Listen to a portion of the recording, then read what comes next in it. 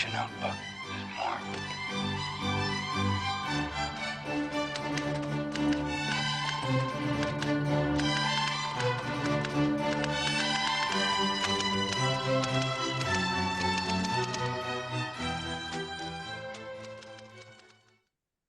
Welcome to CN Live, Season 8, Episode 20, A Life of Intelligence, The Life of Ray McGovern.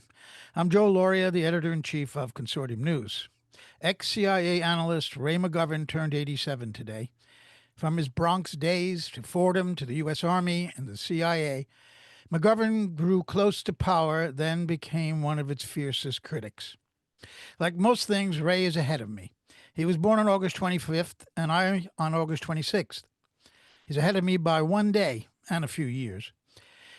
He was also ahead of the Second World War in Europe, having been born 6 days before Hitler invaded Poland.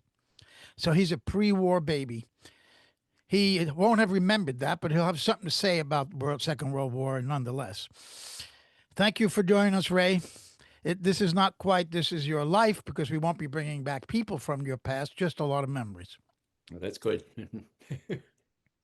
All right, Ray. So let's begin at the beginning and go chronologically to a most extraordinary life. And we're really going to try to stick to the chronology. We'll get everything possible in this interview. Let's start with your parents. Tell me about them and what you learned most from your father and mother. But tell me first about who they were. What was their background? Well, they were first generation Irish. All of their parents were born in Ireland. My father's mother and my grandfather bought a plot of land in the Bronx when it was mostly dairy farming, if you can believe it, and built a house on his salary, which was $1,200 a year. We lived in that house after my grandfather died, and my grandmother was a major influence in my life. Where was that exactly, that house, and when was it built? It was in Bainbridge Avenue. It was built in 1901, a wooden structure, but it stood the test of time. And one of my memories is that I was so patriotic that I was the first to chastise my father if he forgot to put the flag out on Oh, Memorial Day, or what we used to call Decoration Day, or whatever. So I was the patriot personified, and still am. But my views have evolved over the years. There were a lot of years. Joe, we I should probably mention that uh, I'm going to be very, very quick in my answers here because you asked me uh, to be very brief and succinct because you got a lot of questions, and it's really hard for me as a Irish extrovert to do that, but I'm going to do my best. So I That's all right. promise to Uh, comply. Certain questions will recall for more expansion than others. Is that house still standing? It is, yeah. Okay. They Yeah. sold it to a convent of nuns who were looking for a place to live. Okay. And the big apartment house next door to us was very, very disappointed that they couldn't get our land as well. But my father was adamant that after his mother died, it would stay in the family, so to speak. And he considered these nuns part of the family. I see. It's not a convent today, is it? Pardon? You don't, is it a convent today? No, it's not. Well, it's peopled by two Puerto Rican families whom I've met and are just wonderful, and it looks better than when we left it. I see.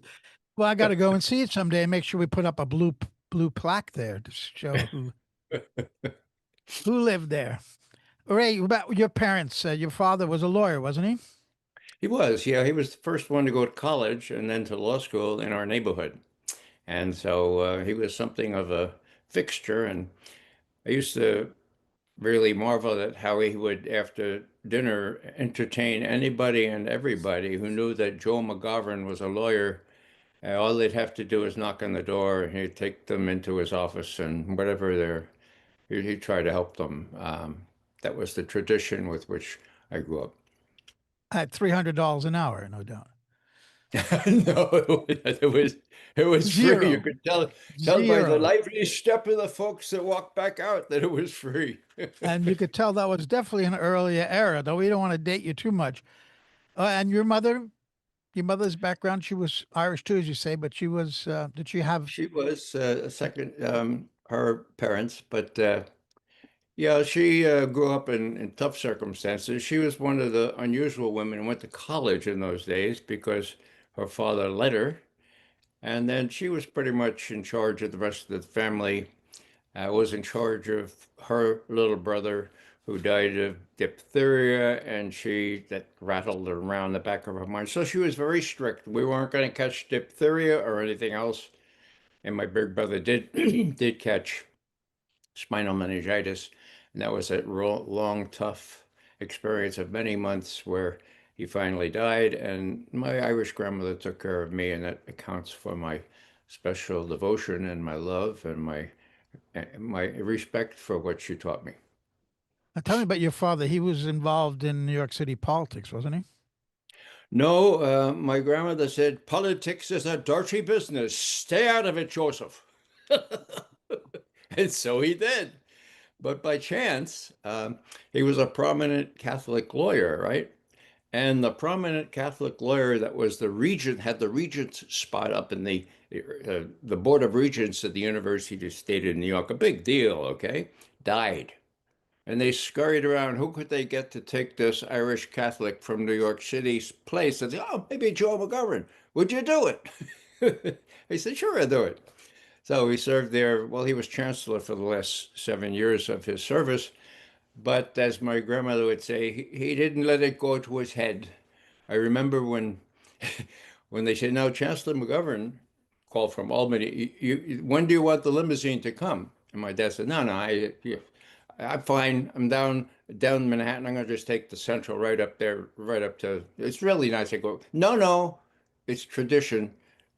We must send this." So they sent this big ass Cadillac, right?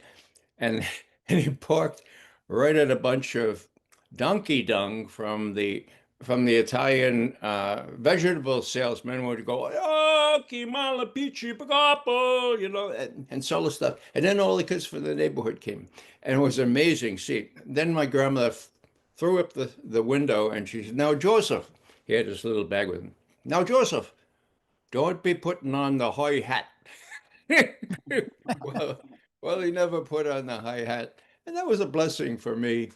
And maybe I should say once that when I had to pick my major, and I said, well, economics would be good. And the counselor said, why do you like it? And I said, I never took it. My dad said, your counselor said you ought to do something you enjoy, right? And that's Russian. Do it. What am I going to do with Russian? Well, that was 1958, and What? lots of things happened there too. Yeah, So we're he getting ahead encouraged of me to do ourselves that, now. not to be a lawyer, but to follow my star, so to speak. Well, we cursed the regions because they gave these very hard exams that we had to take every year, I believe. Yeah, he That was disclaimed any curse word. responsibility for that. Of course he did. What do you think you learned most? If you could think of one thing that your parents taught you, each of them, that stayed with you. It was a combination of my parents and my grandmother. When I walked into the CIA the first day, it was a new building, like 1 year old in Langley, Virginia, and chiseled into the wall there. It's something like a marble wall. You shall know the truth, and the truth shall set you free.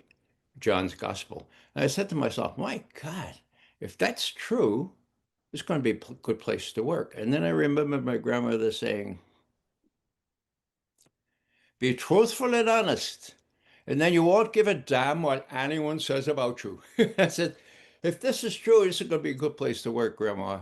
And I have to tell you that the first two-thirds of my career there, where I could tell what I thought to be the truth about Soviet foreign policy, it was that way, and it was a great blessing, and I relish that. And now I have to say that that can work because it actually did with Ronald Reagan and George Shultz, not with Weinberger, but those people, they listen to the people who are not subservient to these Bobby Gates and Bill Casey, who said Gorbachev is just a clever commie, for God's sake, you've been taken in. We told these people, this is the real deal. You can deal with them. And we got things like the Intermediate Nuclear Forces Agreement and other things under Reagan and Bush, for God's sake. So, We're gonna get to all that, Ray. This is what yeah, I sorry about that. want to stick to the Bronx right now. What in the neighborhood, growing up? What did you learn on the streets of New York, of the Bronx in particular? Well, it was a little bit rough, but we could walk to school, and it was just 2 blocks away. We had to avoid the really tough guys. But my blessing was learning how to play basketball. Again, my father took me up to the schoolyard, right? The schoolyard. And Yep. I got one in from the corner, and that did it. And for the next several years, basketball, next decade really, basketball was part of my life. I got a fast school scholarship to Fordham, and I played for those for the Fordham Rams. And so that was basketball was my life, and I had a good time at Fordham Prep, which although a pretty strict Jesuit school. It taught me a lot of things about doing the right thing and distinguishing between good and evil. What did you? Where did you go to grammar school? I went Grammar to school. Our Lady of Refuge. There were all kinds of Our Ladies, Our Lady of Mercy, where my father Right. was christened and so forth. So we had a basketball team, and we almost won the Archdiocesan Championship, but we played at a place called Cardinal Hayes, and you know that place, Joe. I do. And we I do. lost. We Now lost to St. Patrick's of Newburgh. I And the see. excuse we used, which was the real one, Mario Spina's mother gave us a big lasagna dinner 2 hours before the game. We Oh, didn't I'm know for beginning nothing. to sense the Italians here. They were the ones who had the road apples in the street or the donkey dung, and now they're Yeah. responsible for you losing because of lasagna. Let's see where we're going with this. What did the teachers in grammar school encourage you to do? Was there anything that they notice any talent in you that they encouraged? What I remember most is that they were kind. They were good sisters. Hmm. Uh, they were Dominican sisters from Cincinnati, Wisconsin, and they were on the missions into the Bronx, New York. Okay. And, the most big treasured thing is they taught me about music. When things got slow on an afternoon, they would drag out the music books, and I would say, "Wow!" Because the girls would sing the same song but with different notes, and it sounded great. I later learned that was harmony. Okay, and that set me off on my love for music and my singing in the Glee Club at Fordham as well, and so forth. So that's what I got from the nuns. Hmm. Strict but reasonable, and I'm grateful for it. Now, were you? You're a very funny guy, Ray. Were you a class clown then, or is that something you picked up later? No, I didn't get very good marks in uh, deportment and application. So I clowned around, but really no, I wasn't the class clown. Um, I got good enough marks to get into Fordham Prep, and that was a good place to be. We still get together, Fordham Prep, 1953. I could tell you a story about that later. No, 1957. Tell you a story about that later if we have time. Yeah. Now your father brought what newspapers into the house, and you had a radio, no doubt, uh, when you were growing up during the war. I had a radio, and actually, it was a portable, and it had a battery, a wet battery that was about this big. And I used to listen to the New York Knicks about 10 o'clock at night when everybody was asleep. Nobody would know I was listening. Now, it was great. The big thing, of course, is could hear John F. Kennedy's inaugural speech, where he said to us, I was a senior in college, look, Right. we have a work to do.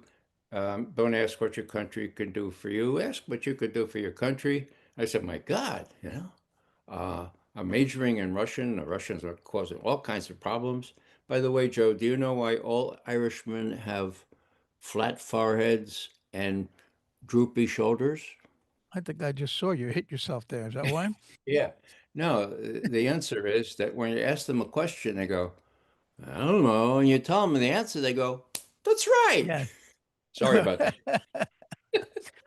Well, I want to ask you, what world events were you first cognizant of that you remember that had some impression on you? Was it perhaps the atomic bombings? You were 6 years old, and do you have any recollection of that or anything from World War II? All I remember is crawling under my desk, and those desks were hard to crawl under. But after all, you didn't want to be either obliterated or poisoned by radioactivity from these Soviet bombs, right?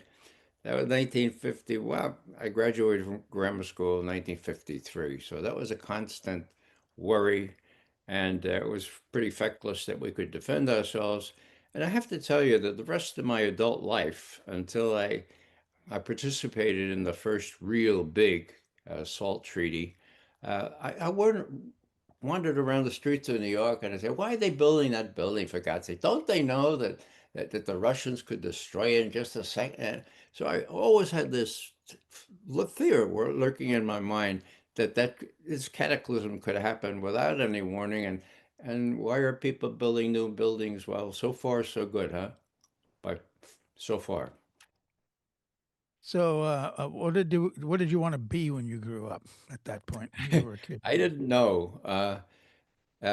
As I say, when it was required for all freshmen to declare their major, I said to my counselor, economics. And he said, well, it became clear I didn't know anything about economics. He asked me what Yeah. I liked. I said Russian.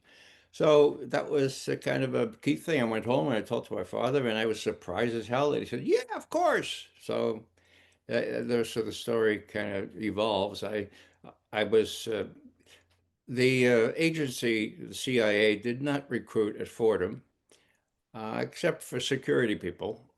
They recruited at Ivy League schools and so forth. So I self-applied. I found a CIA number in the phone book in New York City, Manhattan. Hmm. Went down. I remember I had my first interview and testing on the whole day before we played West Point up at That's Fordham that that's evening. question number 22 about how you got into the Okay, CIA. But sorry go about ahead, Ray. Go that. ahead. We're Ahead gonna of get to myself. that. Yeah, I want to know. Were you were out playing basketball? You've already answered that. You weren't home Yeah. practicing the piano the way. I don't know if Dan Ellsberg ever told you this, but he was very unhappy that he had to be playing the piano rather than playing ball. So you were a basketball player. But was there a moment, maybe it came later in life, that you saw you were interested in world affairs, not just the Russian language, but what was going on in Russia and Yeah. elsewhere? When did that happen? Well, as I was studying Russian, I also took foreign affairs courses at Fordham, including in graduate school. Hmm. And we had a Russian center there. Jesuits, fluent in Russian, many of them Russians themselves, ready to go back into Russia when the Soviets left. We had teachers who loved Russia, okay?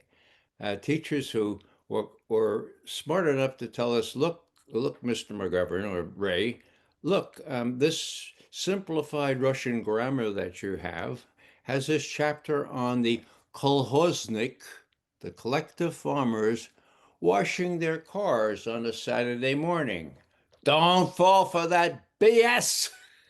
Learn the language, but discern what kind of propaganda inserts itself even into simplified Russian grammar. So we had people who loved Russia, hated Russians, hated the Soviets, of course, but it was not like if I ended up in Yale or Harvard, where you had Richard Pipes and the others hating Russia from having uh, drank or drunken Russophobia from their mother's breasts, Polish emigres like Brzezinski and so forth. In other words, I never learned to hate the Russians. And I'll just add a little thing here.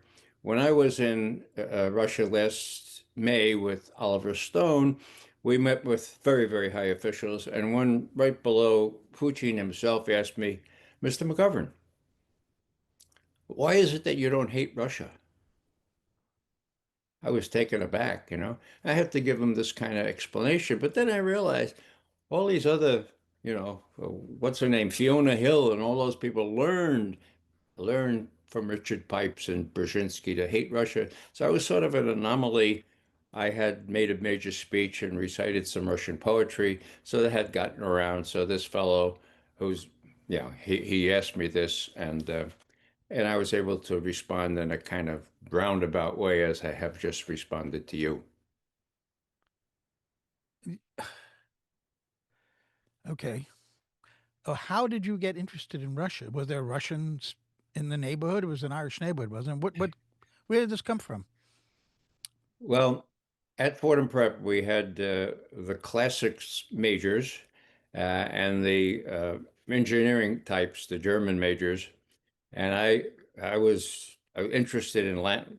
4 years of Latin, 3 years of Greek at Fordham Prep. We memorized part of the Odyssey, and we were thought, that was fine. And we had to take a modern language, took French, and but I got time at college. I said, my God, French, it's nice to have, but and I don't want to study. Yeah, I want to study another modern language. And Russian, you could take elementary Russian and still satisfy the thing. So it's very simple. I said, well, this sounds I mean, it looks strange, but maybe it's not as strange.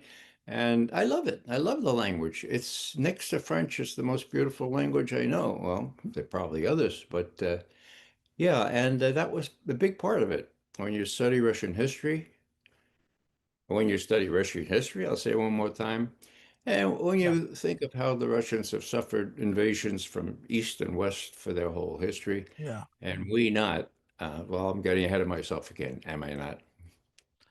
Yeah. Okay. So, what was the most important thing you learned in high school? That you wanted to not study French anymore, but but a different language?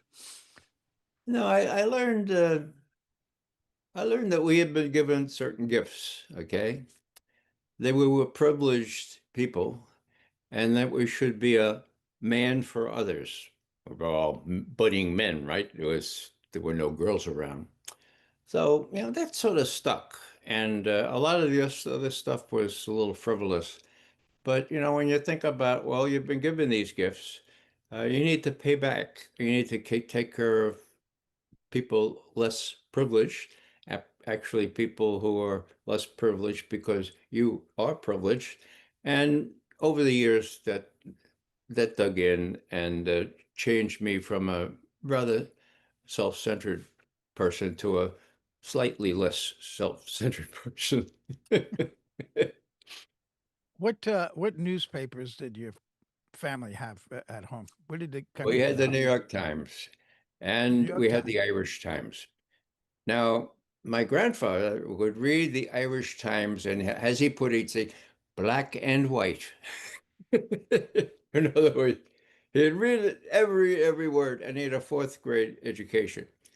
My parents, both college educated, they wouldn't go to bed without having read the New York Times black and white. And if they sort of slumbered off, they would put it in a special place on top of the top of in the kitchen where the next morning before they do anything else, they would read what they missed from the. So the New York Times was sort of like our Bible. Hmm. Oh my God, to see what happened to it is a very tragic thing. Probably it speaks more for the sociology of our country and what it's become than any other single thing, perhaps. Yeah. And when did you get your hands on that copy of the New York Times? Did you ever get to see it yourself? Oh yeah, yeah. Well, used to watch the sports section, of course. Sometimes we get in there if we had a game. And there was a wonderful sports section there. Arthur Daly, do you remember that name? He was a terrific guy. Yeah. And of course, my father said, look, Ray, for God's sake, read the front page of the Times. You don't read anything. Just read it every day and you'll get a good feel for what's going on. And I used to do that when I caddied out in the dunes of East Hampton. I'd always have the New York Times with me, and I'd stick it in the back of my pocket when I have carrying my two bags. And sometimes the golfers would, what are you reading the New York Times? I said, you don't read it? You ought to try. No, this Anyhow, yeah. So that's the no way it amongst was. working class family. We had the Daily News, the New York Daily News, and I was the first one to bring the New York Times into the house, and that was sort of a rebellious thing to do. So, Yeah. what I'm trying to get at is if you were first exposed to news about foreign affairs, about what was happening in Korean War, for example, or Yeah. other incidents around the world that made you piqued your interest in world events that eventually became your life. Well, it was at Fordham, and four of us saved up our summer earnings and went for 3 months into Europe during the summer of 1959. My Uh, God, the war was still there. Munich was in ruins. We were treated royally by the Dutch because we were Americans. Um, 3 months of driving around. We bought a car and then sold it when we got back. It was an incredible experience. And I said to myself then, number one, I'm going to learn German. Number two, this is incredible. I got to learn more about the world. And hey, maybe this Russian thing that I've taken, maybe that will facilitate this kind of thing because I was just so excited about the rest of the world. And that was only Europe. My God, I got to the as rest late of as the world. 1959. And 4 years later, 1950. you were at the agency. What about the whole McCarthy era? Now, you were a teenager during that. Did that have any impression on you? Yeah, that was awful. We had Woody Donnybrooks. We had almost armed struggle in my living room between my father and some of his closest friends. My father was pretty perspicacious, I would say. And he, even though the Cardinal and McCarthy was a Irish Catholic, my God, how could he be doing anything wrong? Well, my father saw through that, but his friends did not. Yeah. So it was a really tough period. I didn't know what the hell they were arguing about. Finally, my father told me, but yes, I lived through that. And my God, we're experiencing some of that now, aren't we? Yeah, that's what is your exactly. Obviously, you look back on McCarthyism knowing what it is now and see how could that happen in a country supposedly devoted to democracy and free speech and all the ideals. It's kind of shocking. And as you say, it's coming back in a way, which is we'll get to that as well. That's just extraordinary. So and now you went to the Rams, the Fordham Rams. The team wasn't all that good back then, was it? Didn't make the NIT, from what I understand. We have a picture of you um, playing basketball with a guy all over your back, and Yeah, I was not the best player on the team, partly because I was 5'11" and 3/4. way too And short. most of my shots were blocked by people who are much, much bigger than I was. But I Right. did play, and in my senior year, by one felicitous turn, AP took a picture of me. I had faked this guy out of his jock, right? And he saw a sprawl all over me, and that appeared on the last page, the cover page on the end of the Daily News. The what 3 million people. So I got That all was kinds the of Daily calls. News. That picture. I see It that was, happy yeah, hour. it was. Okay. So that was somebody sent me the actual original, and so yeah. So anyhow, yeah, um, I our team had quite a tradition. They had excellent basketball players before.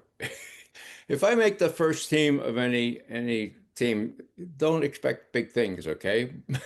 I made the first team, and we lost more games than we won in 1960, 61. It was not a distinguished season. So you said you were patriotic and you made your father put the flag outside if he missed a day when it should be there in your view. So you must have had a positive view of Eisenhower during growing up. Well, I lost two uncles during the war, and one of them gave us his hat, which I wore on occasion. Eisenhower, well, he was Republican. Now, in retrospect, he was a damn good Republican. But I tell you a secret, Joe. In my part of the Bronx, uh, membership in the Democratic Party and in the local union was conferred at baptism, right? So it took me a long time to get out of this Democratic Party mindset. But Bill Clinton helped me a lot on that and what I saw was going on there. Of course, I'm no longer a Democrat. I'm an independent. And so in answer to your question, Right. it was that's it. So you were unaware of, no one was aware of the 1953 coup or the 54 Guatemala, the coup in Iran or the one in Guatemala the following year at the time. You only Well, I found about, was, uh, when I got well, not at the time, no, but when I applied for the CIA, they gave me a book. Uh-huh. Central Intelligence and National Security. And I talked about this wonderful setup, this new structure for national security, where the Central Intelligence Agency would have all the information available to the government, would have the power under the president himself to tell him the truth, okay?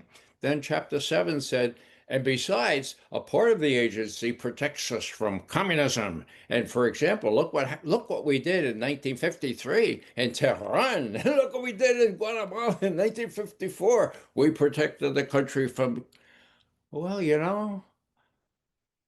I was not as well formed as people like you and Bob Scher, who went to different kinds of schools. And so it took me a long time to kind of come around and say, whoa. So, yeah, one of the things that I'd say about working in the CIA, I had wonderful colleagues in the first instance, people smarter and more broader than and I learned a hell of a lot from people like Jack Sontag and others in my foreign policy branch, Soviet foreign policy. And I'm very grateful for that because we were able to discern the truth to the degree we could and tell it. And chances were it would get to the president in unfiltered style, at least for the first two-thirds of my career. Ray, let's backpedal a little bit to when you went into the Army. Now, you joined the ROTC, which is a military program on campus of Fordham University. Is that right? That's right. That was in 1957. It was very, very simple. We were told, look, it looks like we're in for rough sledding with the Soviet Union and maybe China. They're both commies, of course. And so you have a choice. You might be drafted. Chances were you wouldn't be, but if you wanted to assume a leadership role and you are sort of blessed with this privilege, then you join the ROTC. In 4 years, you get a commission and then you'll be a leader. And you only have to serve 2 years if it's the Army. And so there's the deal. I arrived there on active duty for 2 years, and that was November 3, 1962. The remarkable thing was that here at the U.S. Army Infantry School and Training Center, there were no weapons. Where were the weapons? I asked one of the sergeants. They're down at Key West. They're all ready to go into Cuba. That's how close we were, okay? Now, by that time, things had eased off, but the lesson there was very clear.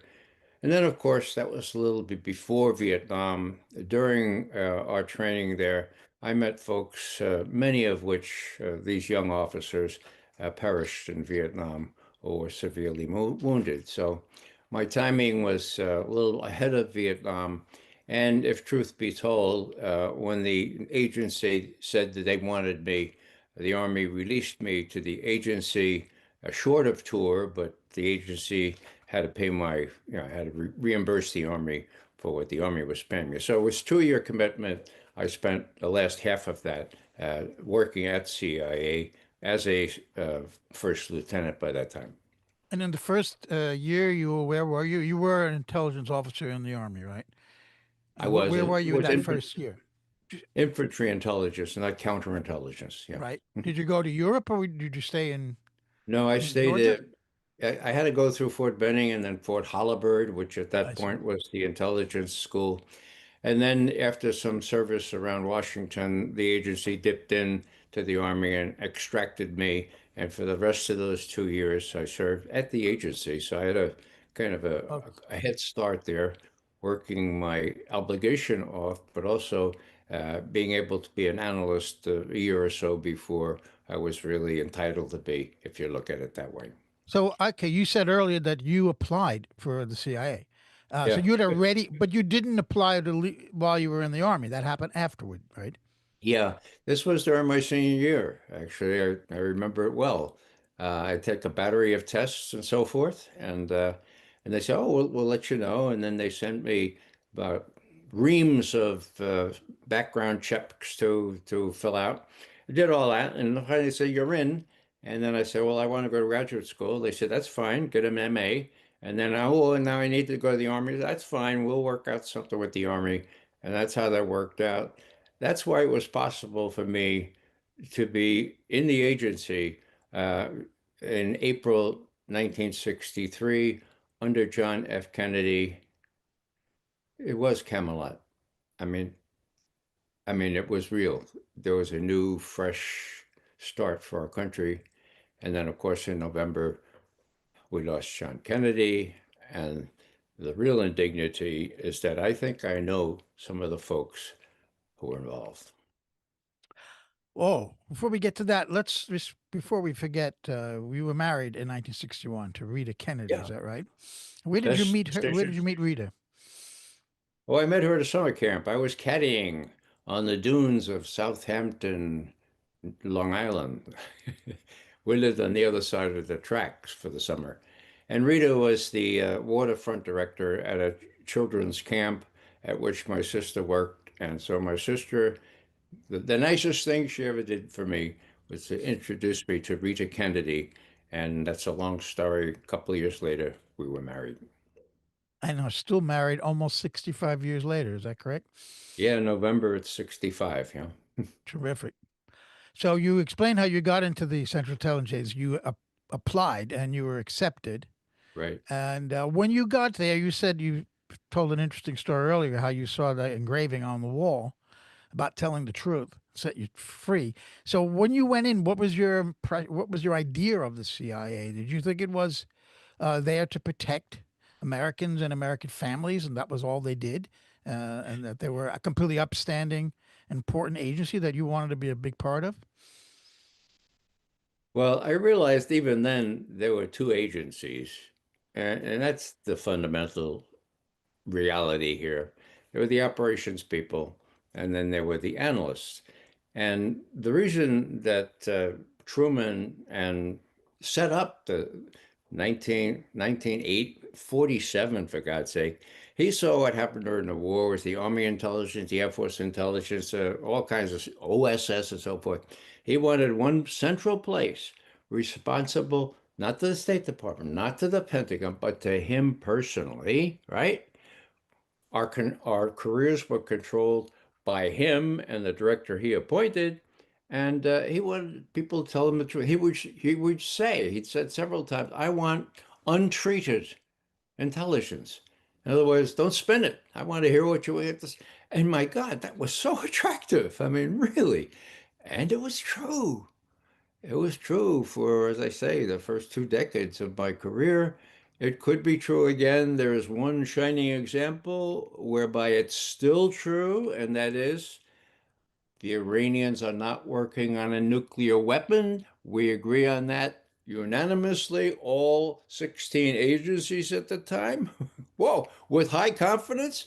And the director of Central Intelligence, or now the National Intelligence Director, has been consistent ever since 2007, mind you, and reminding everyone, including Trump, that if they had a program, the Iranians stopped working on a nuclear weapon in 2003 and have not resumed work. So that gave me an idea that despite all these indignities, don't throw the baby out with the bathwater. The baby being the analysis section, which sometimes could tell the truth, and in this case, prevent a war, for God's sake.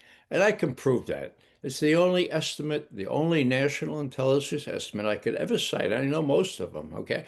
I actually share two of them that I could say actually played a huge role in preventing a war that Bush and Cheney had planned for 2008, their last year in office. As they went out into the sunset, they would be having the U.S. at war with Iran. Whoa, that sounds familiar, doesn't it? It's happened now. My God. So you walked into the Langley building, a brand new building, with some suspicion already about the operations side. Some, Um, yeah, but not much. I had read this Harriet, I think, anyhow, I forget his name, but I had read this book that they require you to read, and yeah, the operation, they save you from communism. Don't worry about them. They're going to do.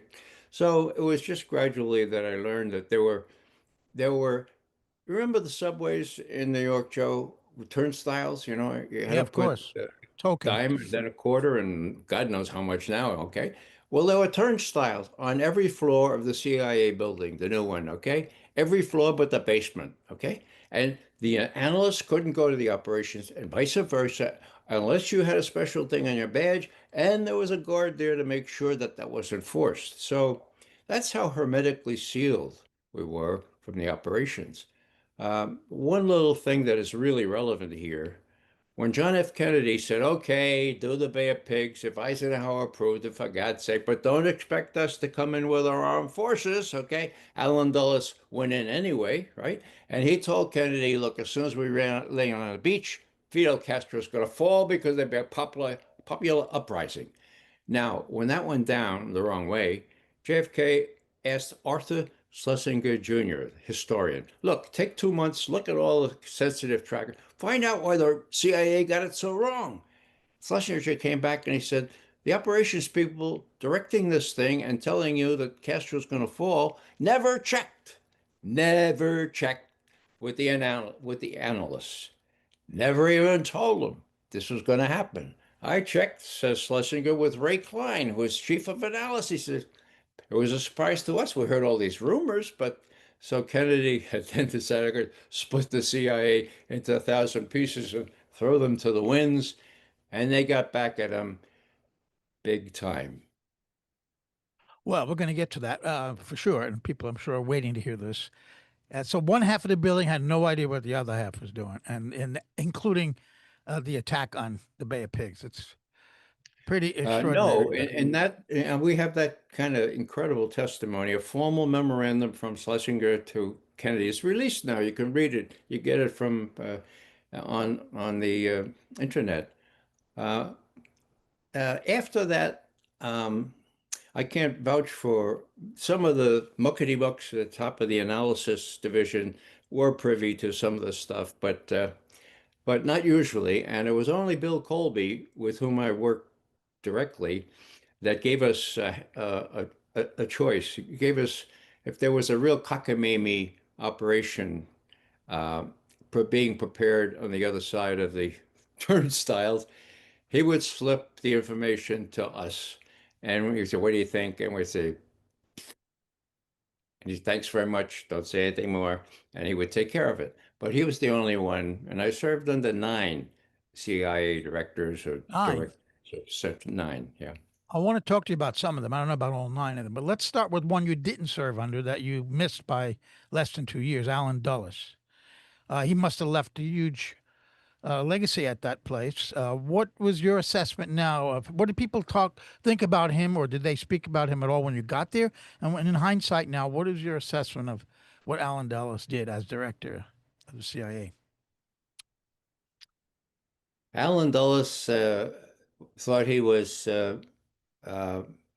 top flight, that this young president didn't know his rear end from his elbow, and that he was going to fight these communists, and especially Fidel Castro. And he didn't give a damn what JFK might say.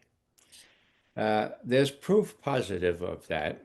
When Allen Dulles died, on his desk was a coffee-stained note which talked about the Bay of Pigs. And it said, and this is almost verbatim, okay?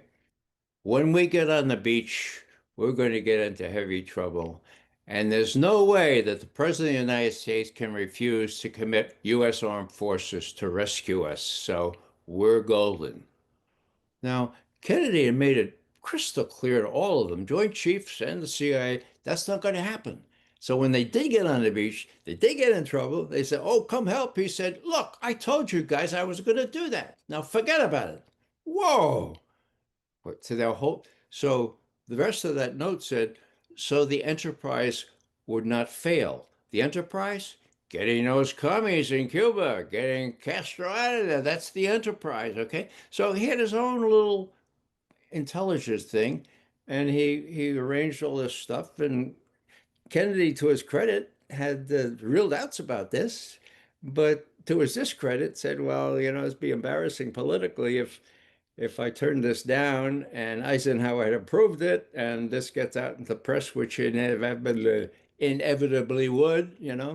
So he was a politician as well, but I could tell you more about Allen Dulles. I think he was intimately involved.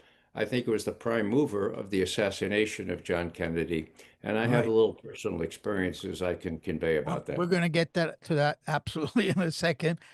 The New York Times apparently learned of the Bay of Pigs invasion plans in advance and checked with Kennedy, and he told him to hold off on publication. And then later, when it was a disaster, I think he said something to the effect that he'd wished the Times had published the story. And he was a stand-up guy. He took responsibility for what happened, even though he, as you say, it was an Eisenhower plan, but he did approve it. So he fires Dulles, and then there's the book, the not the Grand Chessboard. What is it by forgetting his name? The founder of Salon magazine.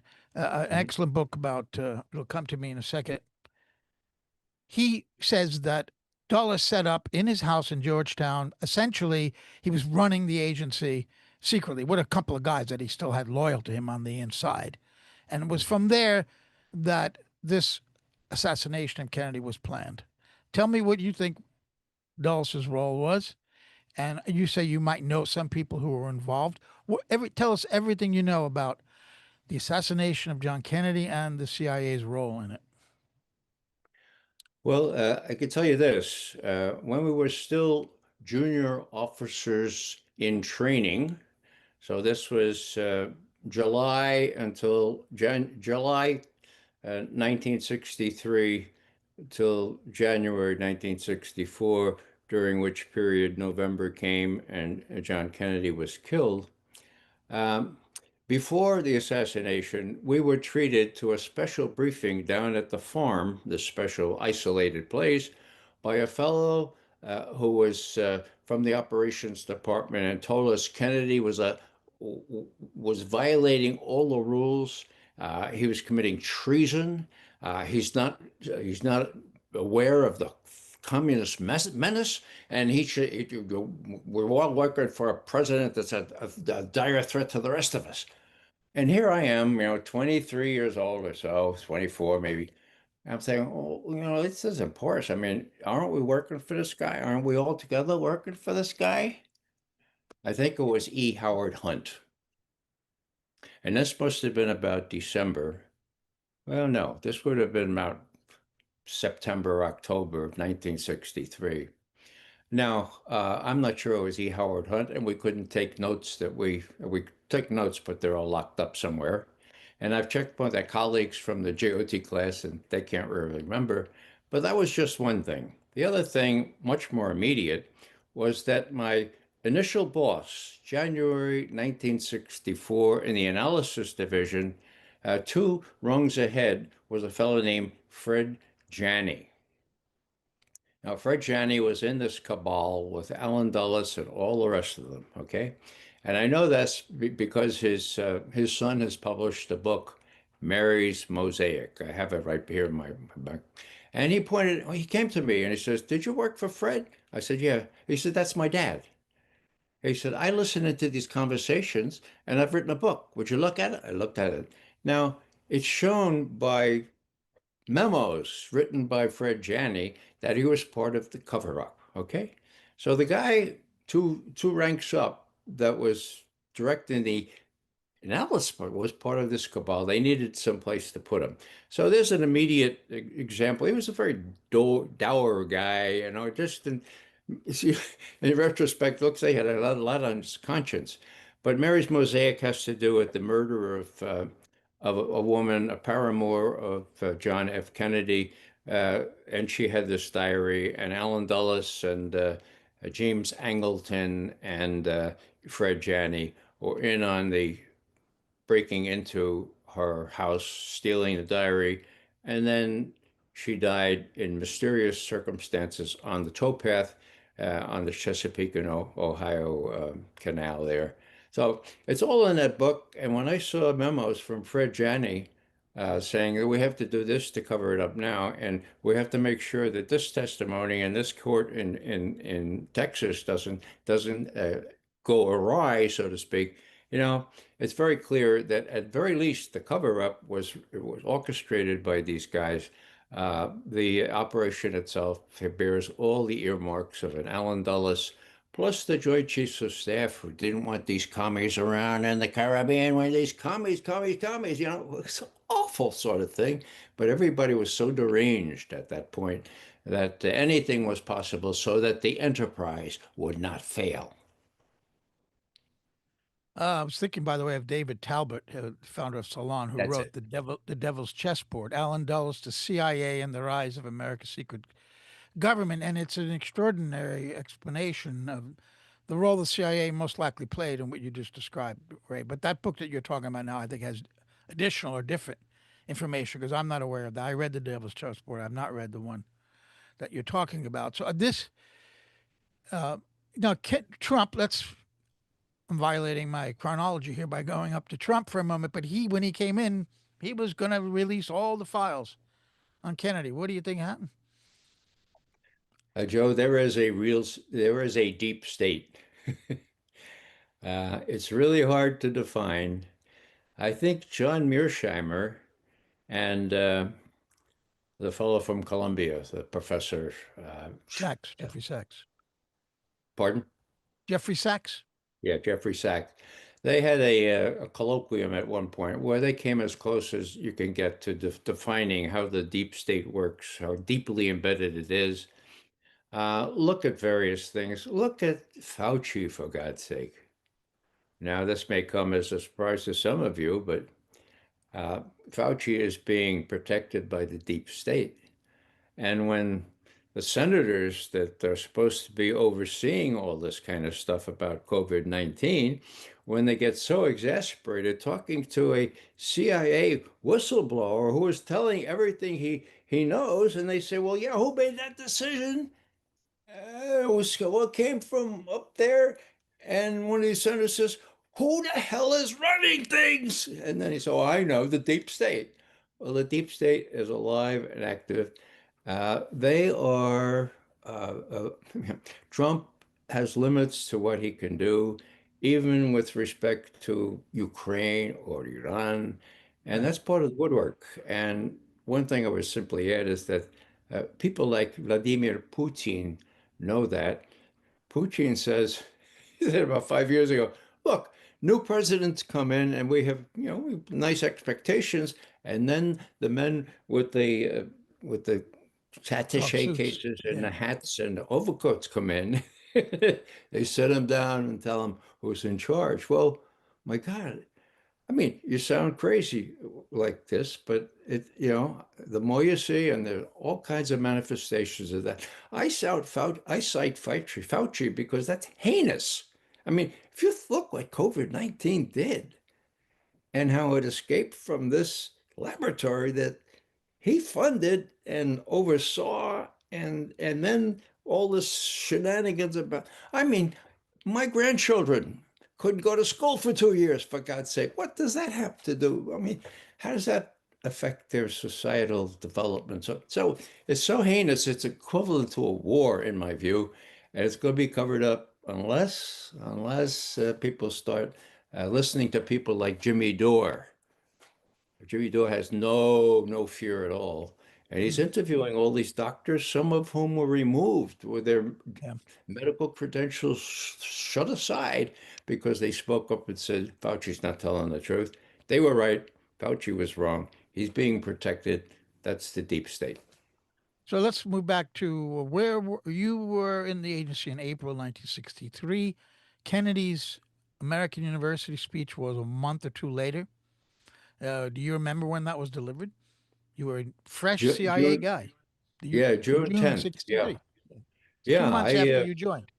it sounded great. It sounded sort of a little different from what I had heard about all these commies, reaching out to the commies and saying, look, we all want the same thing for our children, and all kinds of other things like, look, Russia and the United States, or the Soviet Union, we've never been at war one with the other, and that's unusual. So let's not do that anymore, okay? Yeah. Witness the fact this was 8 months after we almost destroyed each other and probably the rest of the world in the Cuban Missile Crisis. So June 10th, 1963, September 1962, Khrushchev and Kennedy had this idea that let's not do that anymore, Let's make sure that, and this is probably a good takeaway for today. Kennedy said in his speech, the thing we have to avoid is to put another nuclear power in the position where that power has to choose between humiliating retreat and using nuclear weapons. Makes sense? It sure as hell made sense. And they got rid of him. What was the reaction inside? Do you remember anybody's reaction inside the agency to that speech? I don't Or really remember, yeah, Joe. I was, 2 months wet at in. the ears, and I was Yeah, just trying to figure out what the Russians were doing vis-a-vis China, which was my first account. So yeah, I remember thinking this is very different. I wonder if it'll yeah, work. And yeah, Kennedy was such a consummate politician.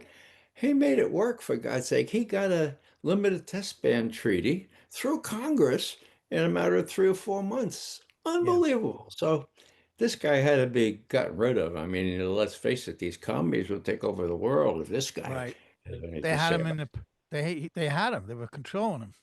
So, what about the Cuban Missile Crisis? You were in the army then. Did you think that you were going to be fighting? You said all the weapons are down in Cuba, right? it. When you went in Joe, there, so what did you think was going to happen? Did you? I remember going under my desk, and I was 6 years old, but you were in the army and you were going through the Cuban Missile Crisis. What was that like? Joe, as I was preparing in our little Nash automobile to pack up and take Rita, my wife, and our little 6-week-old Kathleen down to Fort Benning to report on to active duty, Kennedy made that speech. And I said, oh my, you're headed for trouble, McGovern. So we got down there, we drove down there in 3 days. I get into the thing. And then as I say, on November 3rd, when I had a report on active duty, things had calmed down. The thing had sort of, the Khrushchev had said, okay, I'll withdraw the missiles. And you have to promise not to invade Cuba. That was the deal. Okay. Now, surreptitiously, Kennedy said, yeah, we'll withdraw those missiles from Turkey as well. But that was not part of the ostensible deal. So Kennedy Right. could have that political benefit. So by that time, November 3rd, the only thing I noticed there were no weapons. We wanted to train on this grenade launcher, right? Oh, no, grenade launcher. My God, what would that be? So sophisticated, right? There weren't any. And it had sort of subsided by the time I got down onto active duty at Fort Benning. So it was close, but I missed the real tense part as I drove down, staying in motels for $6 a night. Can you believe it? Right. Yeah.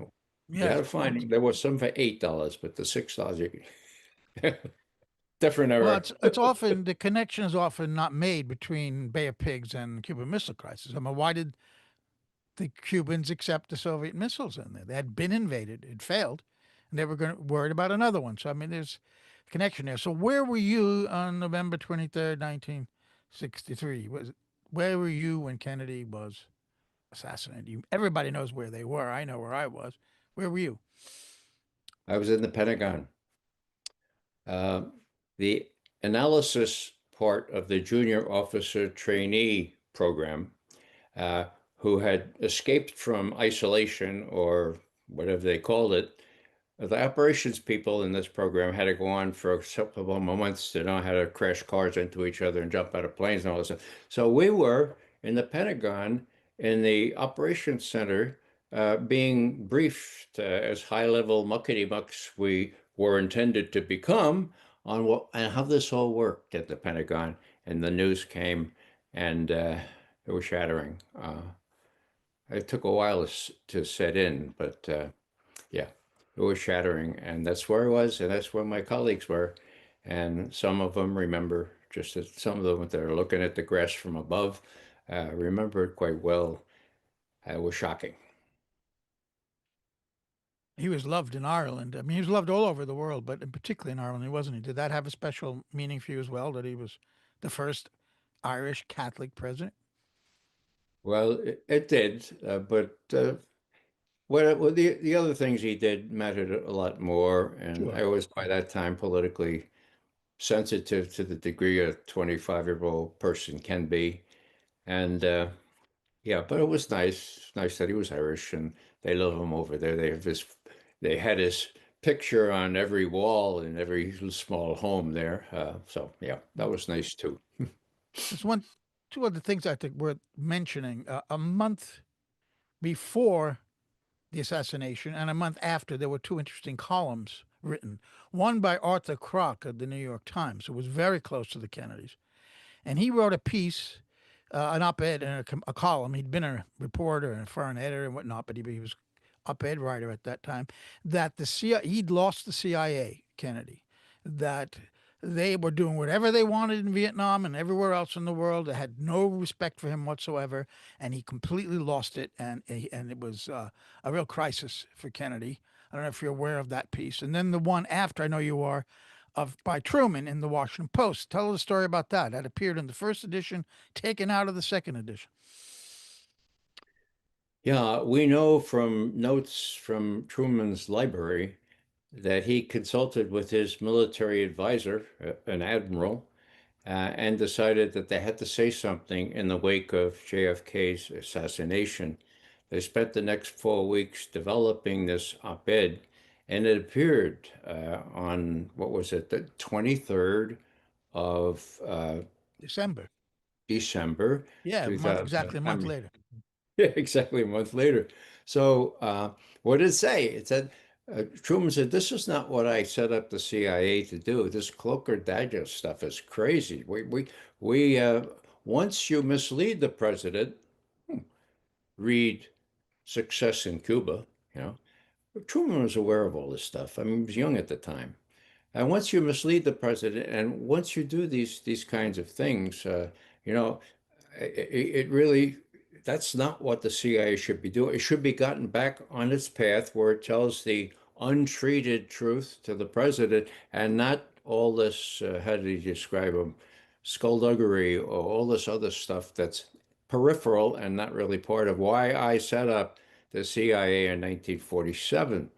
Now, that was an incredible thing. Exactly a month, as you point out, after the assassination. And there it is in the Washington Post. And I remember getting it right out on my doorstep. And, oh, God. And then I looked at the second edition, and I think there were 33. Maybe you remember better than I. But it was excised, and it appeared nowhere else, not in the media, not in any, except in the local newspaper in Independence, Missouri, right? Uh, and so there you go. How are they able to suppress that so quickly when the president, former president of the United States, writes an op-ed accusing the agent? Talk about the deep state. Well, I Yes. mean, there's lots of evidence of the deep He didn't state, want a and deep it state. He infiltrates didn't. the media big Right. time. Sorry, he didn't want a deep state. He saw that it went on its own, and it became rogue. It followed its own dictates. It didn't listen to Kennedy, like Arthur Kroc said a month before the assassination. And it was a shocking piece. You can't find it online, and I urge people to read it. Harry Truman, December 1963. So when you were in the agency, your first director was McCone, right? That's right. He And what was were the you doing? successor. What was he like? Did you have any connection to him yet, or that came later when you started working with directors? He was several levels above me, of course.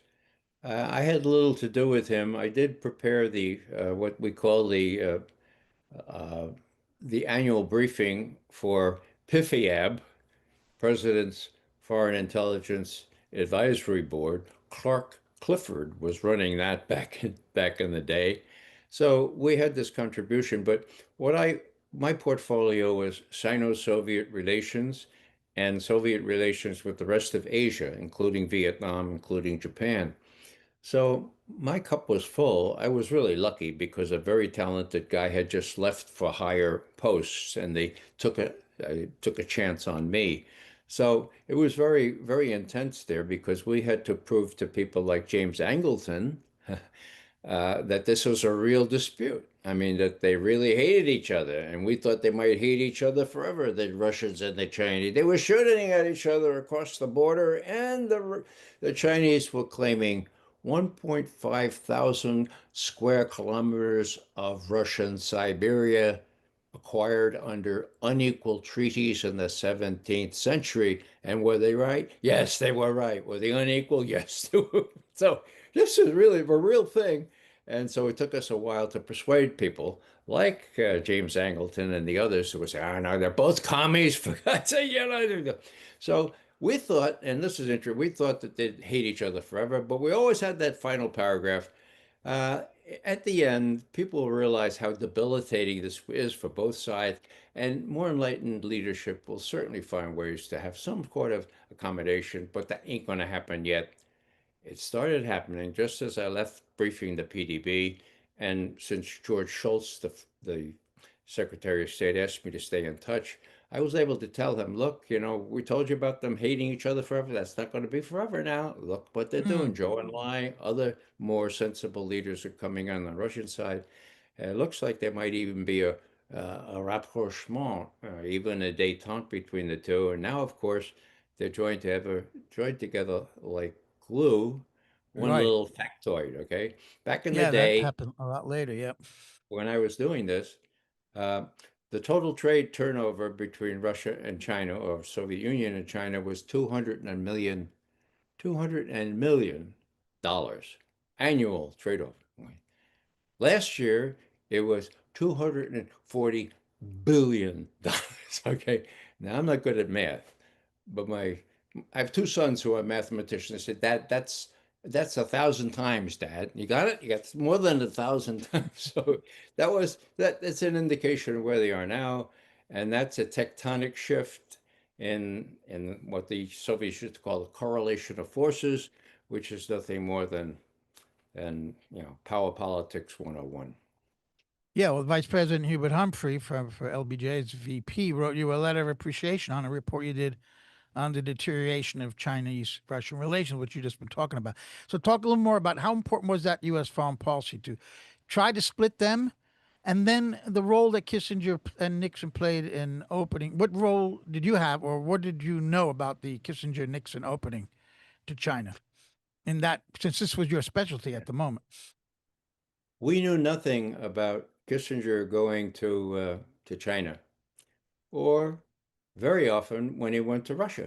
Here I was, the Soviet foreign policy analyst, right? Little vignette.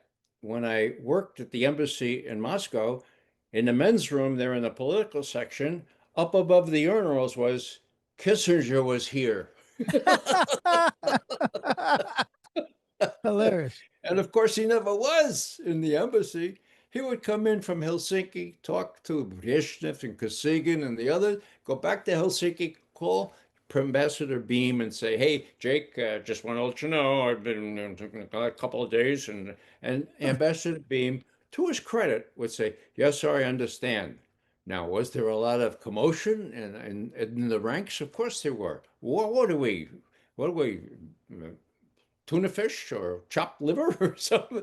Well, no, you do what you're told. This is what the way, because of course that worked out with the SALT treaty. But just to go back to your question, we didn't know he went to China, but when he came back for China, we said, aha, let's see how the Soviets react to this. And it was clear to us this was a major, major ploy. They wanted to get the Russians worried about whether China would develop closer relationship with the United States than Russia. Now, a couple of months later, the Berlin quadripartite talks succeeded. Entrance to Berlin, that never happened before. And we cited that, I think, appropriately as one little thing that the Russians were afraid that the Chinese would steal a march on us.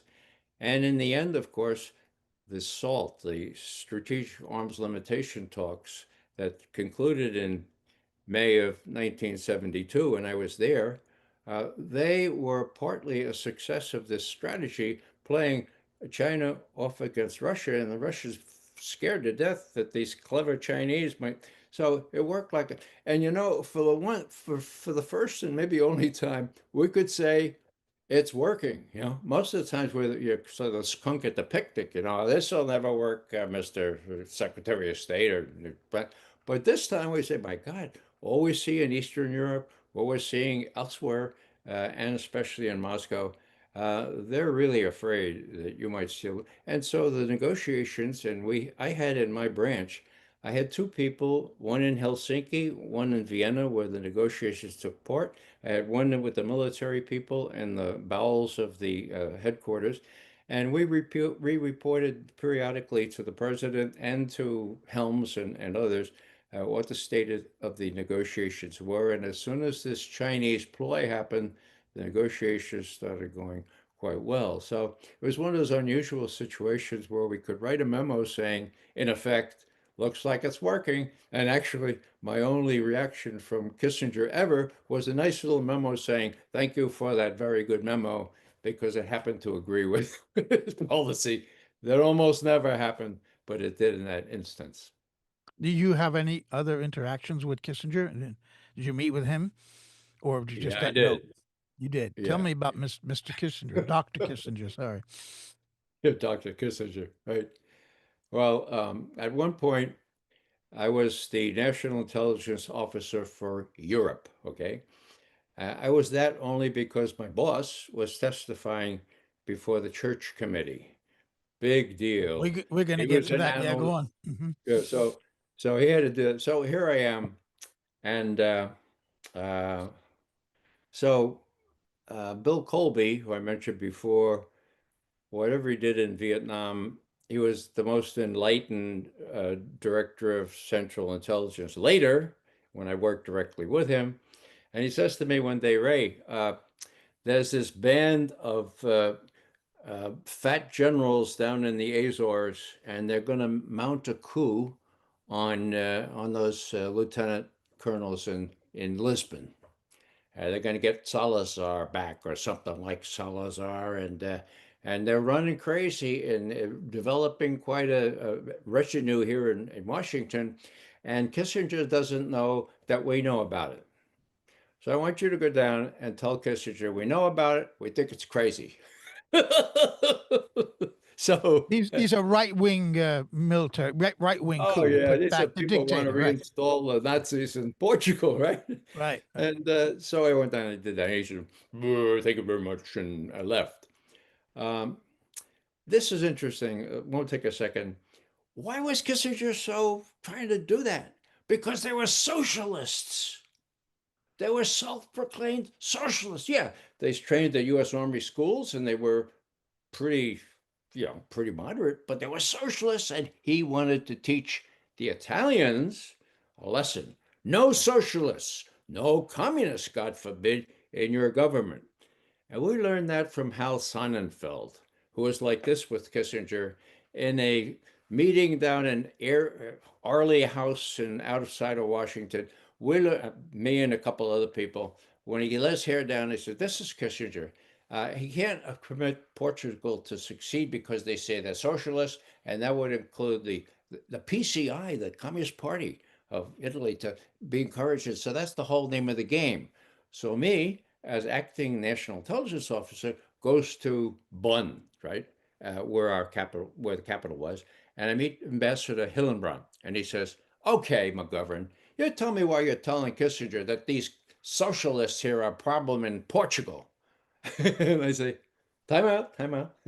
We're not telling him that. Who's telling him that?"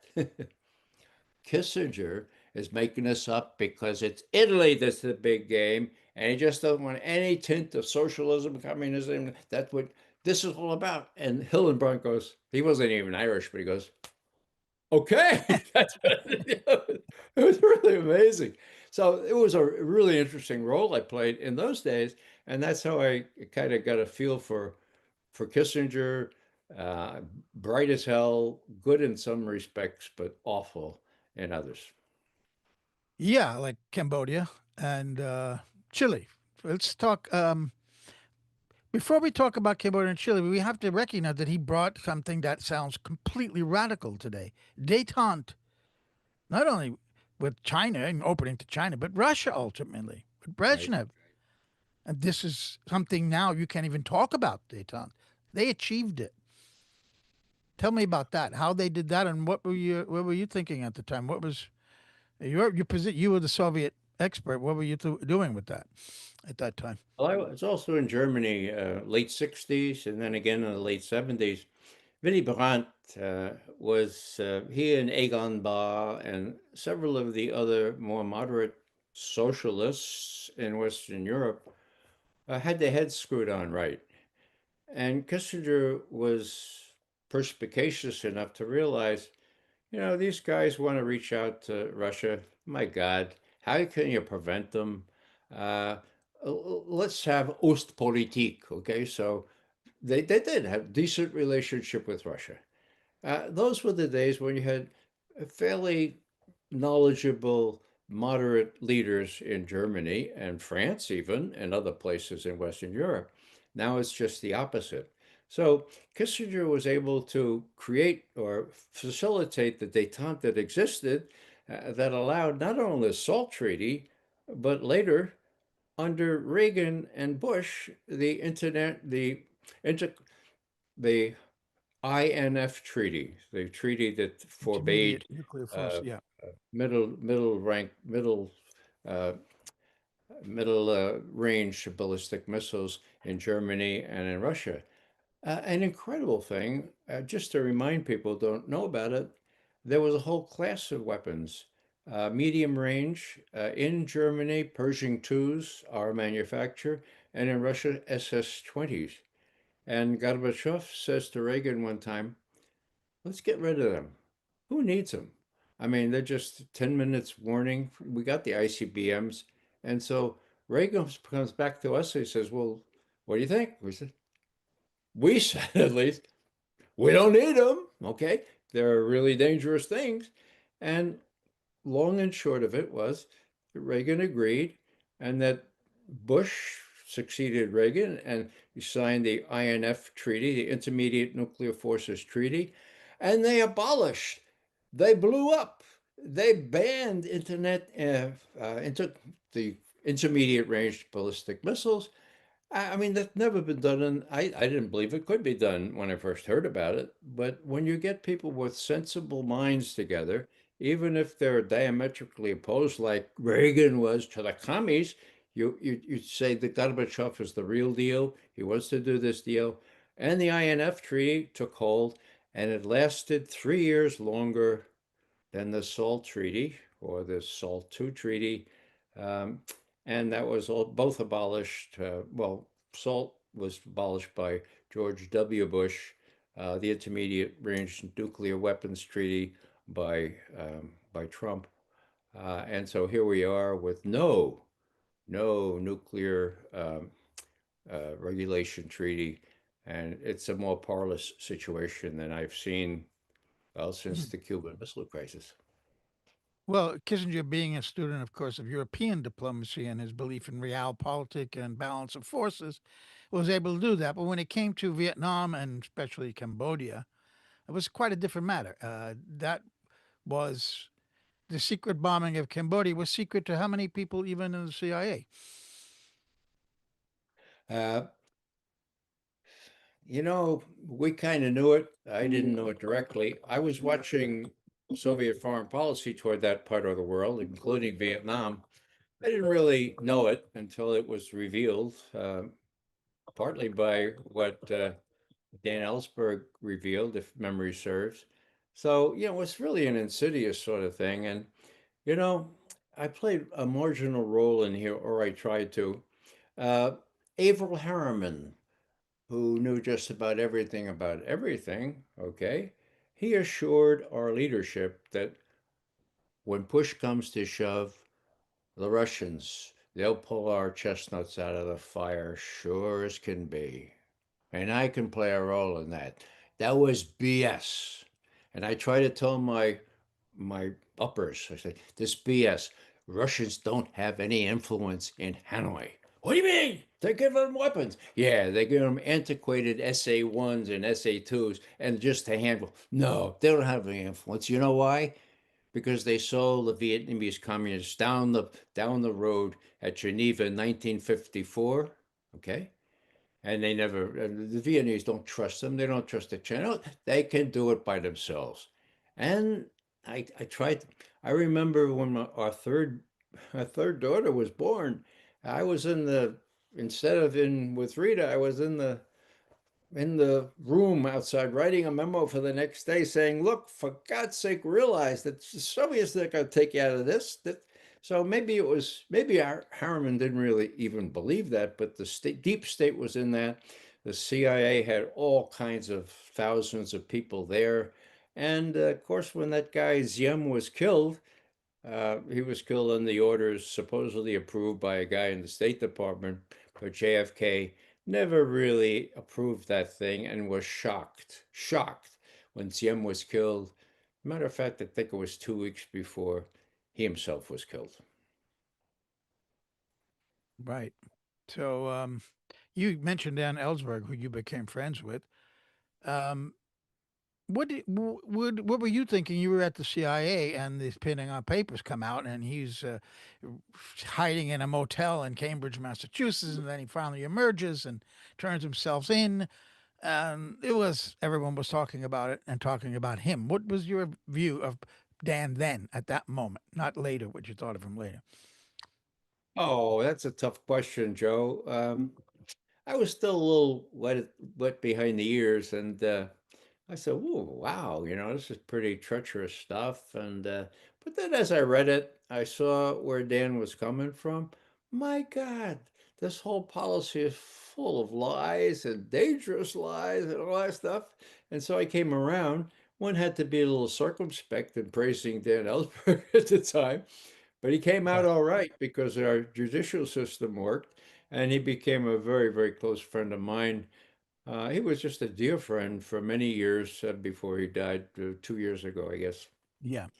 Yeah, I don't mean to put you on the spot, although actually I am. I do want to put you on the spot in some cases, just to show you the evolution of your thinking. We're going to get to how you became who you are today and who you were then. And everyone changes in their lives. So I don't think we should be necessarily ashamed of positions we once held that we no longer do because we held a light. So you worked then with Radio Free Europe and Radio Liberty. You were in charge of this, so liaison. What exactly were you doing with those two organizations? Yeah, well, this is no secret anymore. The CIA was running both Radio Free Europe and Radio Right. Liberty. These were broadcasting into Eastern Europe mostly and Russia, the Soviet Union, Radio Liberty. And we gave them guidance, some not very classified material so that they would know what's going on in the world. That was part of my job. But the more important part was to make sure that what the US did with respect to Hungary in 1956 didn't happen again. For those who don't go back that far, we had quite a sort of encouraged the Hungarians to believe that we would help them out when the Russians invaded. The Russians invaded, and more sober minds said, "Oh my God, this is not a good idea to try to help these guys out. We can't win this one," and so they didn't. So here I am with the head of RFE, Radio Free Europe, and he calls me back from a vacation I had in Austria, 10 miles away from where the Soviet tanks were coming into Czechoslovakia. He says, Ray, you and I were right. He and I were the only ones in the radios that thought the Russians were certainly going to do this, that they had to, in their own outlook, had to do this rather than permit the Prague Spring, which was really a anti-communist sort of thing to fulfill its aims.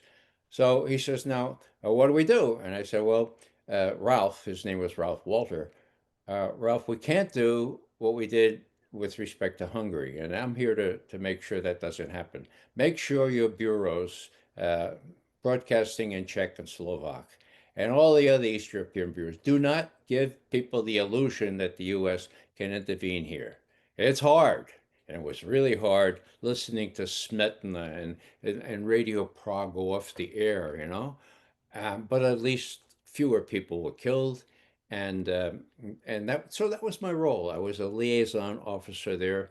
It wasn't public at the time because now it is, but it was a fruitful, a sort of I think a knowledgeable way to make sure the the radios behaved with some knowledge that we provided them, but also with a little bit of control, lest they go off half-cocked as they apparently did in Hungary. That was a little bit before my time, 1956.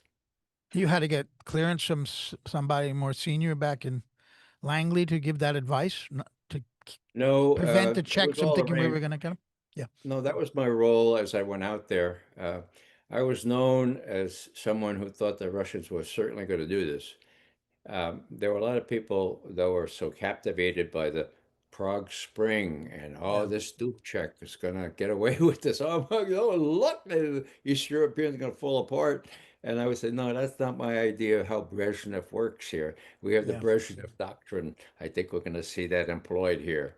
And so they sent me out there and said, okay, look, you talk with the head of RFE and make sure that the bureau directors know what we think, not only substantively, but relative to whether we should encourage armed opposition to this invasion, or whether we should say, okay, well, this has happened. Let's wait. And sure enough, of course, Chip came back, or there Park Spring came back a decade or so later. And of course, now we have a different situation in Czechoslovakia and in the Slovak Republic. But you got Radio Free Europe to let the Czech people know that the Americans were not going to come to their rescue. You said, right? That's right. That It was your was decision. That was your initiative to do that. no, Oh, it was pretty much. I mean, I wasn't acting alone. There were sensible people back home who realized the balance of power, so to speak, and what had happened in Hungary. And so it just was the most prudent thing to do is say, look, for God's sake, we really regret this. Many of us didn't anticipate this, but it's happened now. Please don't expect the United States to come in here and start fighting with the Soviet Union. It's not going to happen. and Lyndon Johnson was still president then. Is that right? Mhm. I think so. So, yeah, right. All right. Um, moving along here. um, you it you we have a picture that Kathy could put up now of you at the going back to Kissinger and Nixon and the Russians and détente. A picture of Nick. You were with Nixon at the Bolshoi Theater. Is that right? We have a picture, but I don't seem to be able to find you in that picture. Do you know what I'm talking about? Yeah, Were you there? well, the photo that I could find was with Nixon and Patricia, Yeah. Kosygin, who was the premier at the time, and our ambassador, William Rogers, who was allowed to come to the Bolshoi, but not to do any negotiating. Kissinger took care of the negotiations. And so, but he got to go to the opera. Kissinger is still working behind the scenes, of course, but that was a big deal. There in the Yeah. Bolshoi, one thing that was never mentioned is that there was a Vietnam protester from the Russian side who cried out before the performance and caused all kinds of commotion before they subdued him. Can you imagine?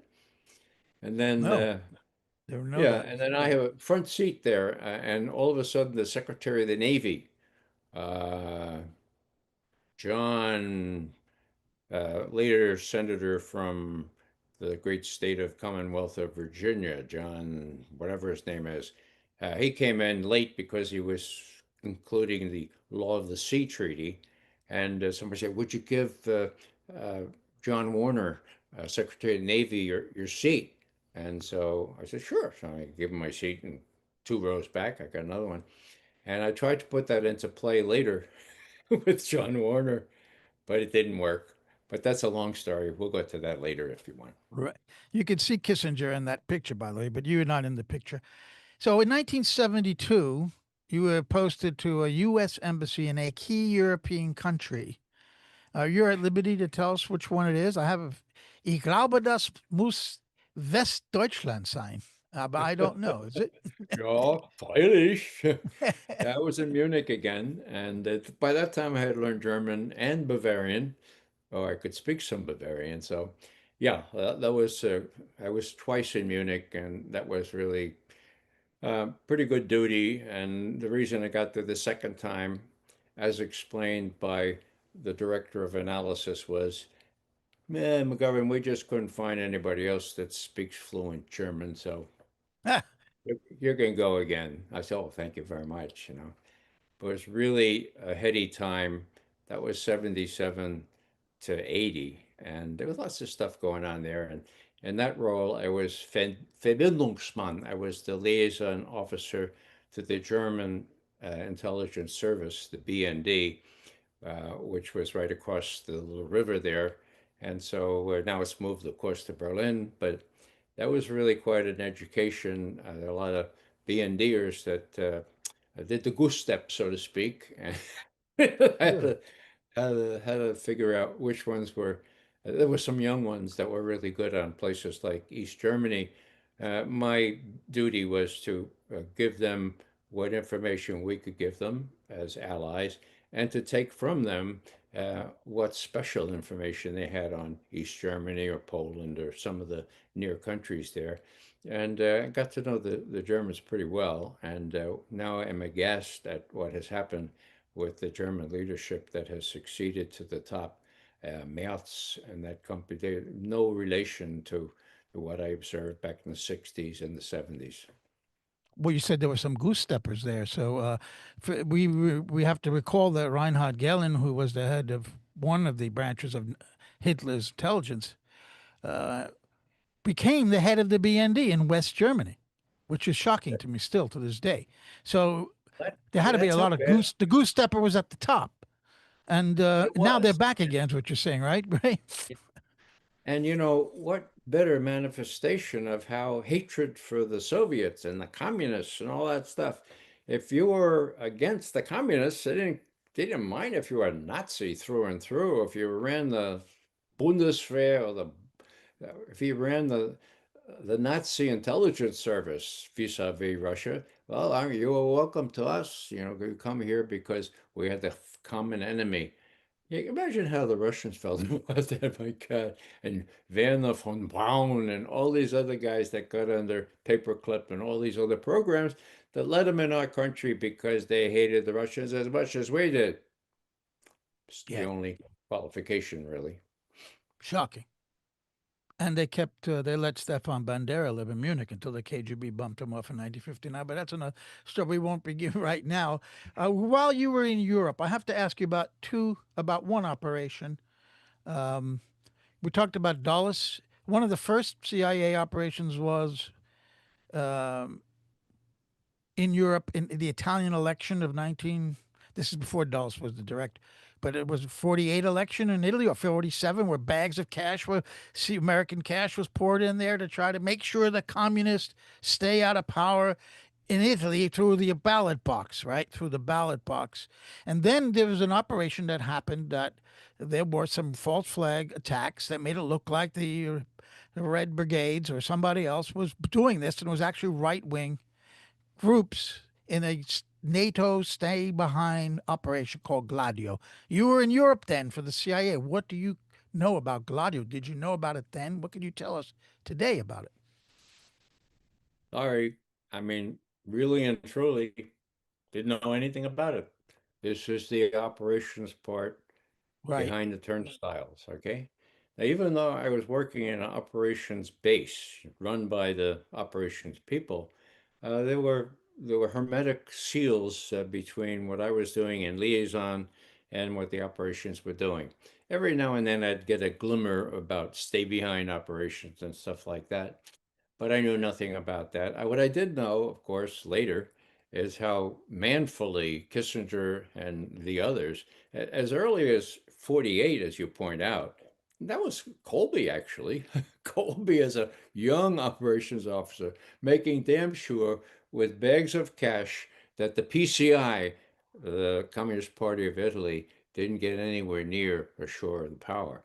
And they were the most moderate. They were the most popular party in Yeah. Italy. So we had to do these corrupt Christian Democrats all over the place, and they got paid nice, very handsomely, and they kept those Russian uh, people, the Russian influence people from the Communist Party, right out of there.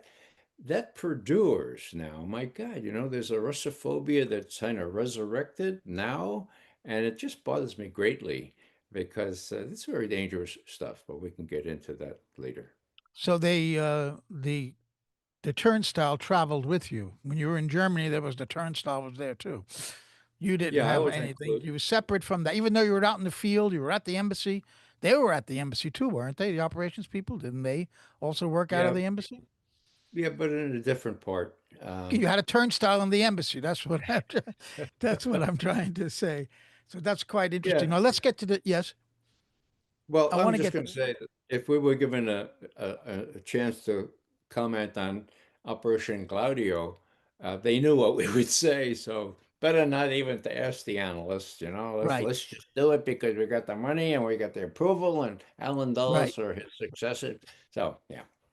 So let's move to a really important part of this story, which is the Church Committee in 1975, and there were the Pike Commission, and there were other investigations. But in the end, the American people learned incredible things about what the intelligence agencies, including the FBI and the NSA and the CIA, were doing since the end of the Second World War, with all the money and all the power that America had in the world, and what these intelligence agencies were doing. And it was not a pretty picture.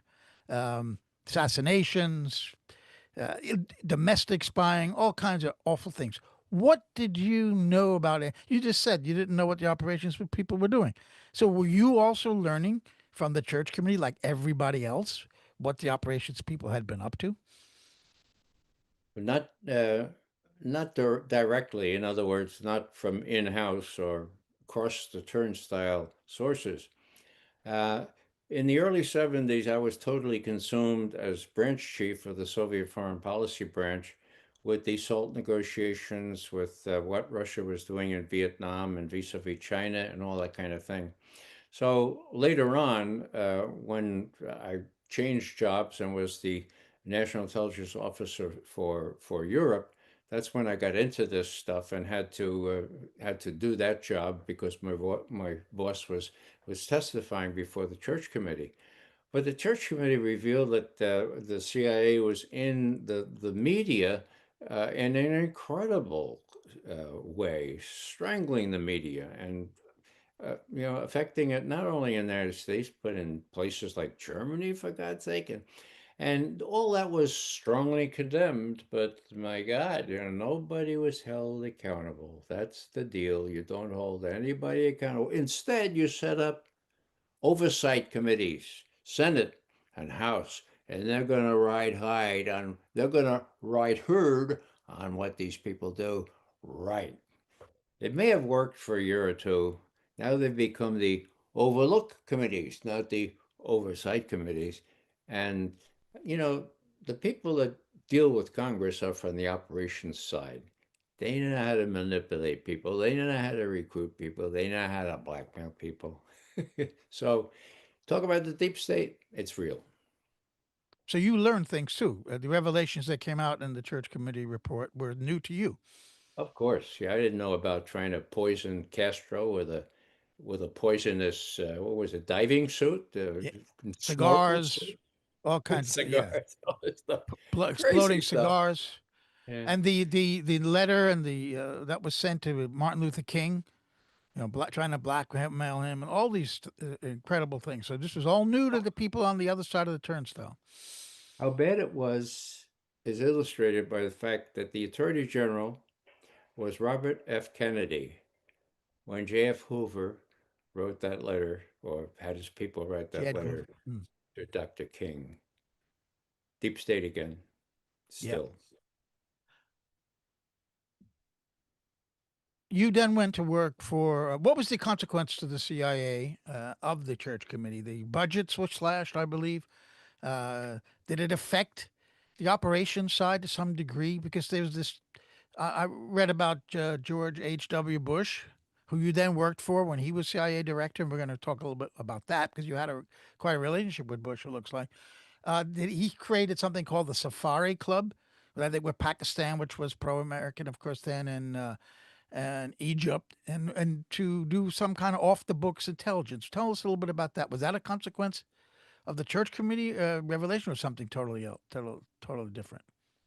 Joe, I'm not sure I know anything about that. And No, if I did, I'd tell you. Safari? the Safari Club. I can't believe that I am telling you about something the CIA was involved in, but it was an off the books operation with various other intelligence agencies.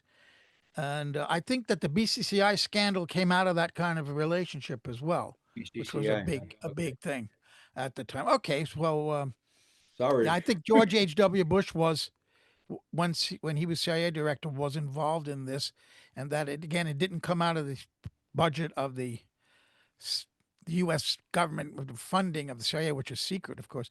But did was there any Stansfield Turner became the director then, right, under Carter?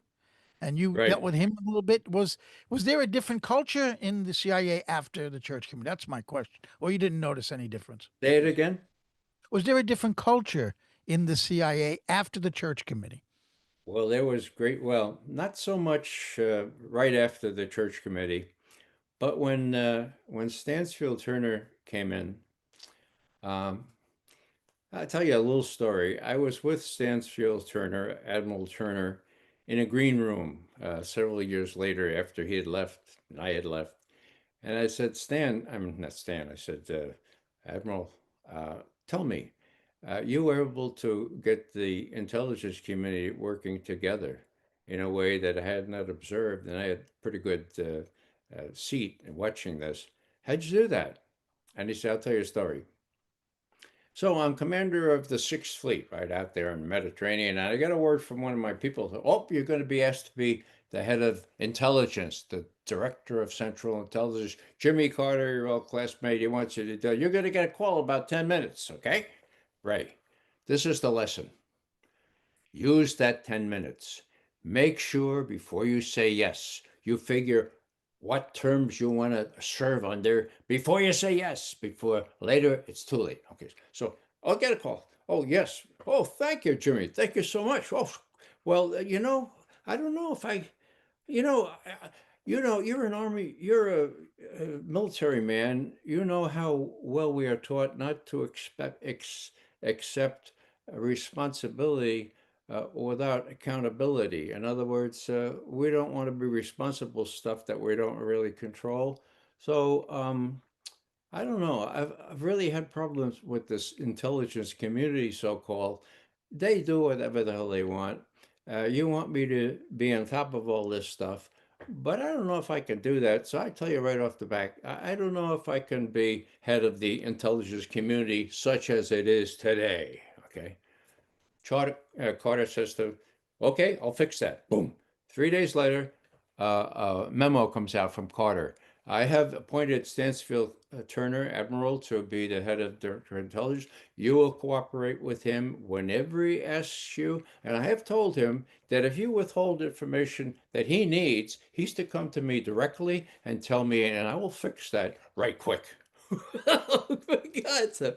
So Turner was able to do this. Now, I only served for a year, then I went to Germany again. But and he knocked all sorts of noses out of joint. I mean, we had 1,000 people that had to be gotten rid of because they had served in Vietnam and were supernumeraries and all this stuff. So he had a really bad reaction from the troops within. Besides, he was a military guy and he didn't know how the system worked, and he wasn't part of the deep state, for God's sake.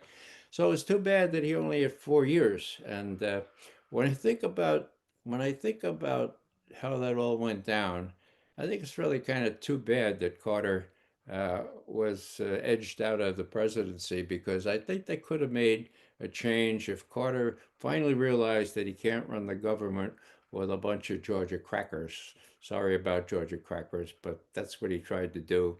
That didn't work, but Stansfield Turner did work. Hmm.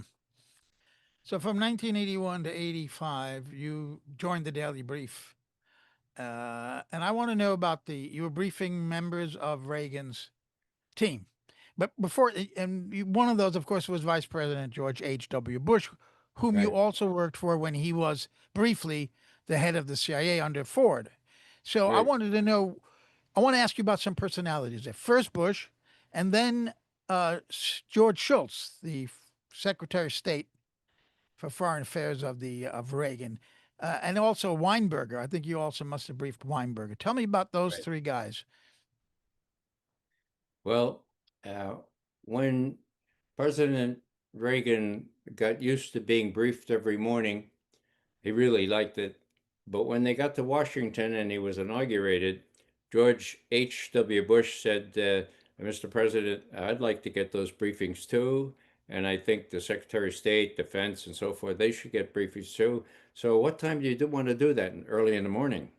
And Reagan said, well, now that we're here, I think I'd like to sleep in. So why don't you guys do that and come to me, talk to me at 11:30, and we'll see what's going on. So I very seldom saw the president, but in a team, two of us, we would see some combination of the vice president, secretary of state, secretary of defense, a number of national security advisors, some of whom ended up in jail, and I have to smile. Jack Vesey, chairman of the Joint Chiefs of Staff, who was brown shoe promotion during World War II, the real deal, a real soldier, okay, and a straight arrow, okay.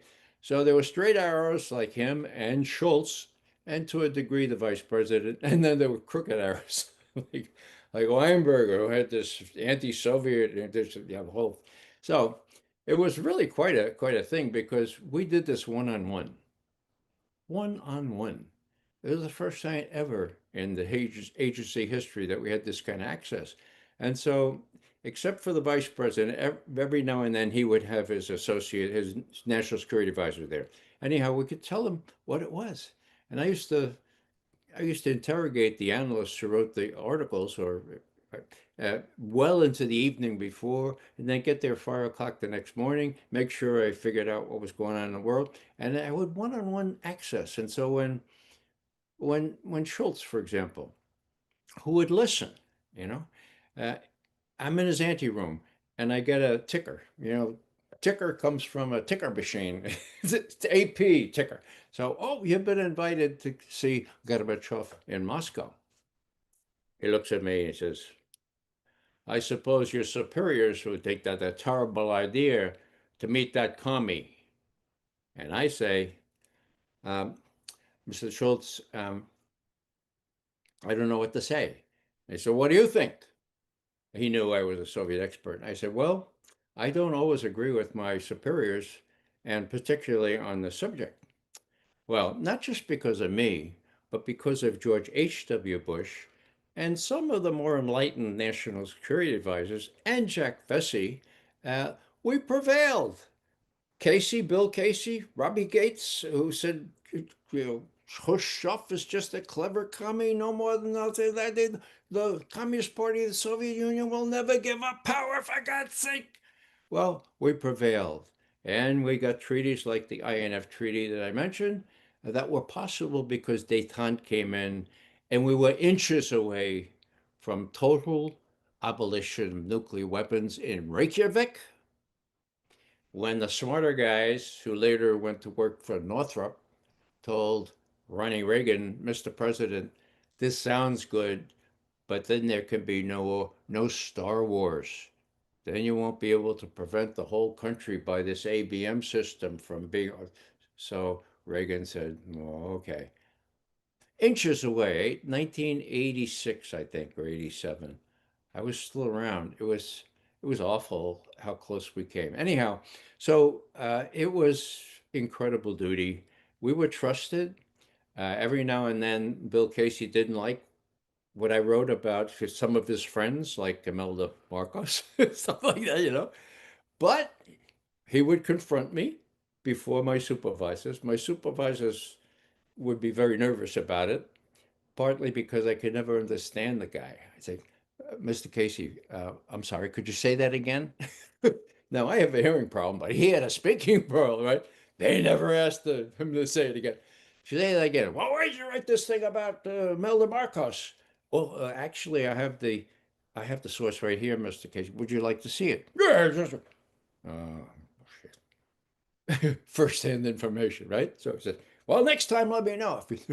So anyhow, I was allowed to stay in that position partly because my immediate supervisor was a gutsy guy, universally respected.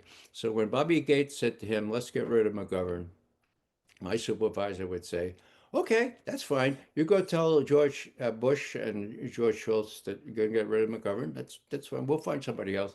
And he never did. So I looked out during that first term of Reagan's from 80 to 81 to 85 with the best possible. You have to realize that the intelligence cycle begins with requirements. You have to know what your policymakers are interested in or should be interested in. That drives the collection, that drives the analysis, that drives the dissemination. That had always been the weak link. How do you get this to the policymakers? Would send this stuff down to Kissinger or Brzezinski and they'd tear out the papers and note and forget about it. But this time, one on one, I couldn't believe, and we of course would find out what the lingering questions were if we couldn't answer them ourselves. Very often that happened.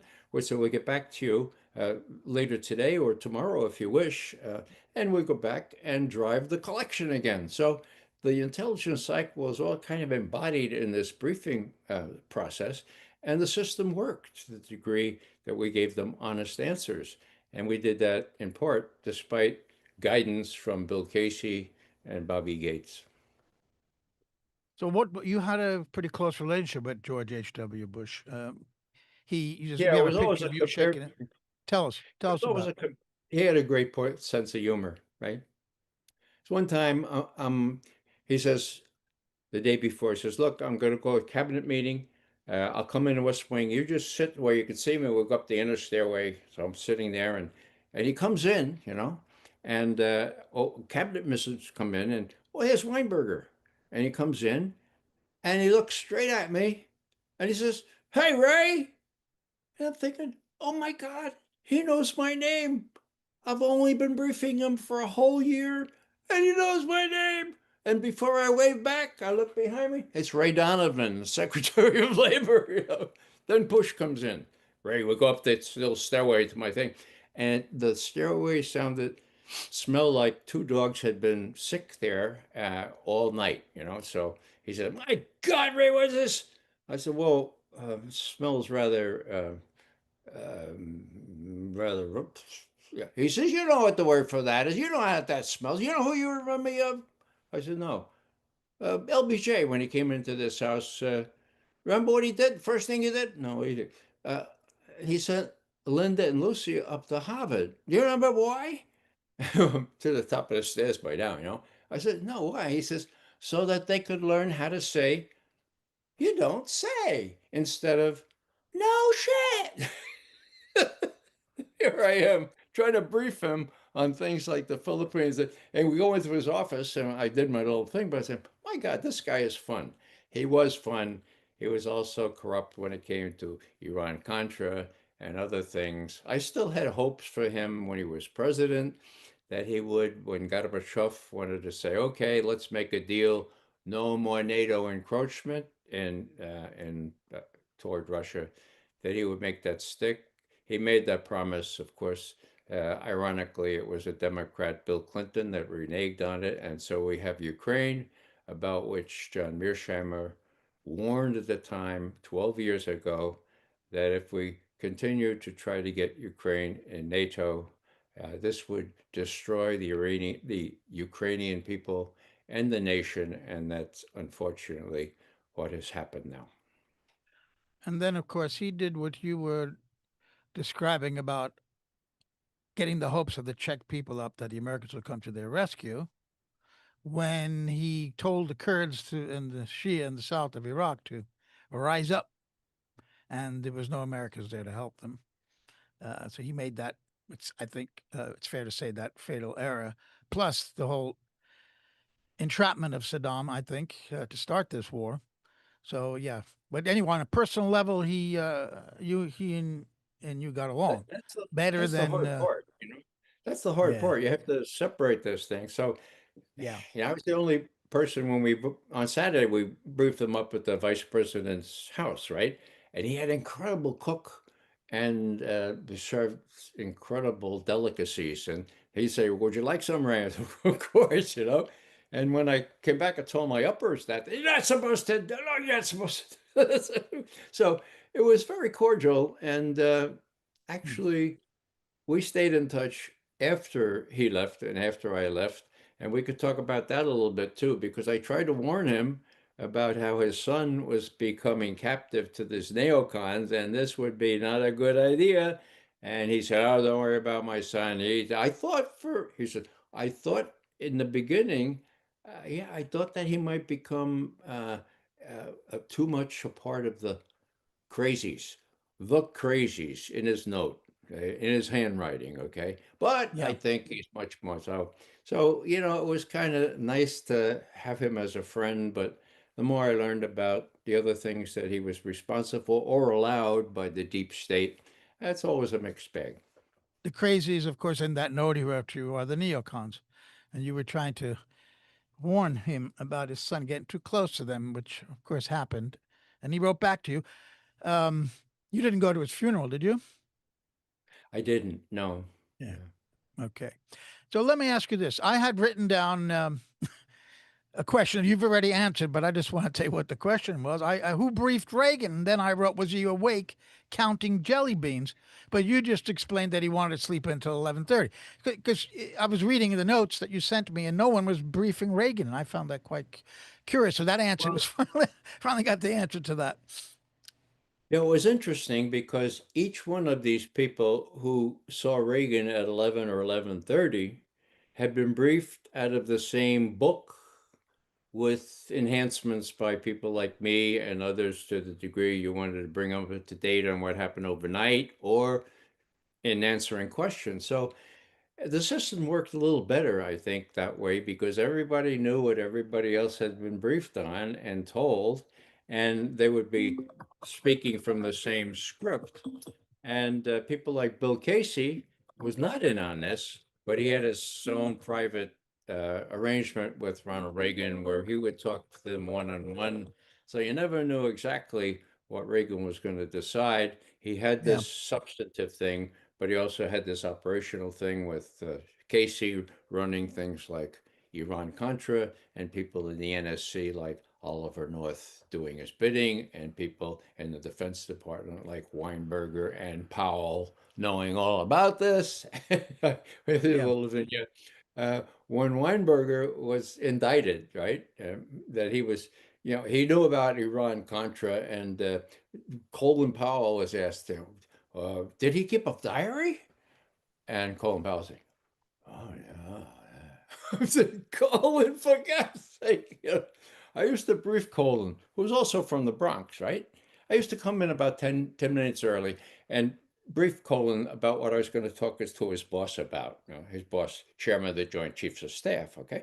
And just as a courtesy, there were some things I couldn't tell him, but when we went behind closed doors, it's one on one, okay?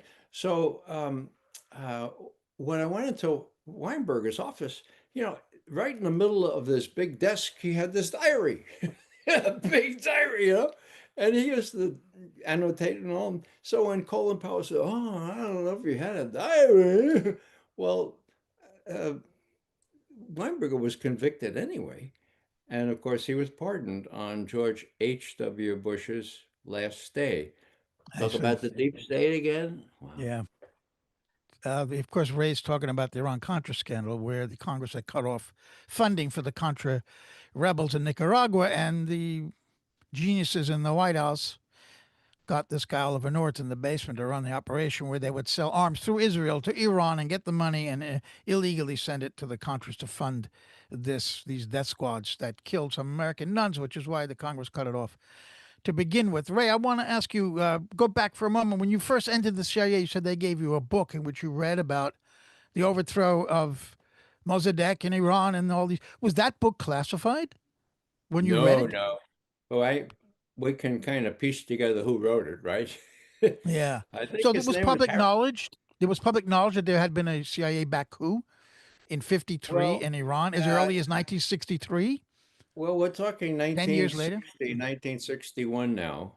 Yeah. when it was pretty clear. And matter of fact, I think the CIA kind of bragged about this because the whole Oh, notion was to prevent the commies from taking over right. Iran, right? Right. So, yeah, Complete nonsense. Ransom, I think, was the last name, Harry, or something like. Yeah. And anyway, this was e- emblematic of how even 2-degree person, but wet behind the ears, would Mm, read this and say, well, this sounds really good. What I want is to be in possession of all the information on a certain subject, or Russia if possible, and write about that, give that to the president with untreated intelligence. I don't really know about this other stuff, and it was hard to learn about the other stuff yeah. because of the turnstiles. Ray, I have to ask you this question because you were in close contact with these very powerful people and you got to see them in action. And you mentioned that you couldn't let the commies take over in Iran. Well, Mossadegh was not a commie, and in the oil, the nationalization of the oil seems to be left out of that story. And we've referred to many people in this conversation in the U.S. government who were really like Weinberger, ideologically opposed and driven against communism. I want to know whether these people, in your view, some of them were sincere or they understood that this was a battering ram behind geostrategic or economic interests that were really behind a lot of these operations, the U.S. overthrowing governments, invasions, even Vietnam. Was that really about communism? I want to know whether you thought some of the people you dealt with, some of them were sincerely anti-communist and they were really driven by ideology, or they knew they were much more cynical than that and they knew what the real game was and just talked a good game against the communists. It's really both and. It's really hard to distinguish between which of them felt sincerely that this was a threat. But let me go back to Iran because it's so relevant today. What happened was Mossadegh came in. He was the only popularly elected, freely elected president or prime minister, I guess, of Iran in hundreds of years, right? And he looked around and he saw the Iranians in possession of this incredible wealth, but giving it all to the British Petroleum or its predecessors. And he said, seems to me we should be able to profit more from the oil underneath our soil. And so he decided, well, maybe I'll nationalize these oil things. And that's when the MI6 of the UK took the fledgling CIA by the arm and said, now, when this happens, when some third world guy thinks that the oil underneath his belongs to him, this is what you do. And so Kermit Roosevelt and the rest of them, I know some of the people who are actually involved in this.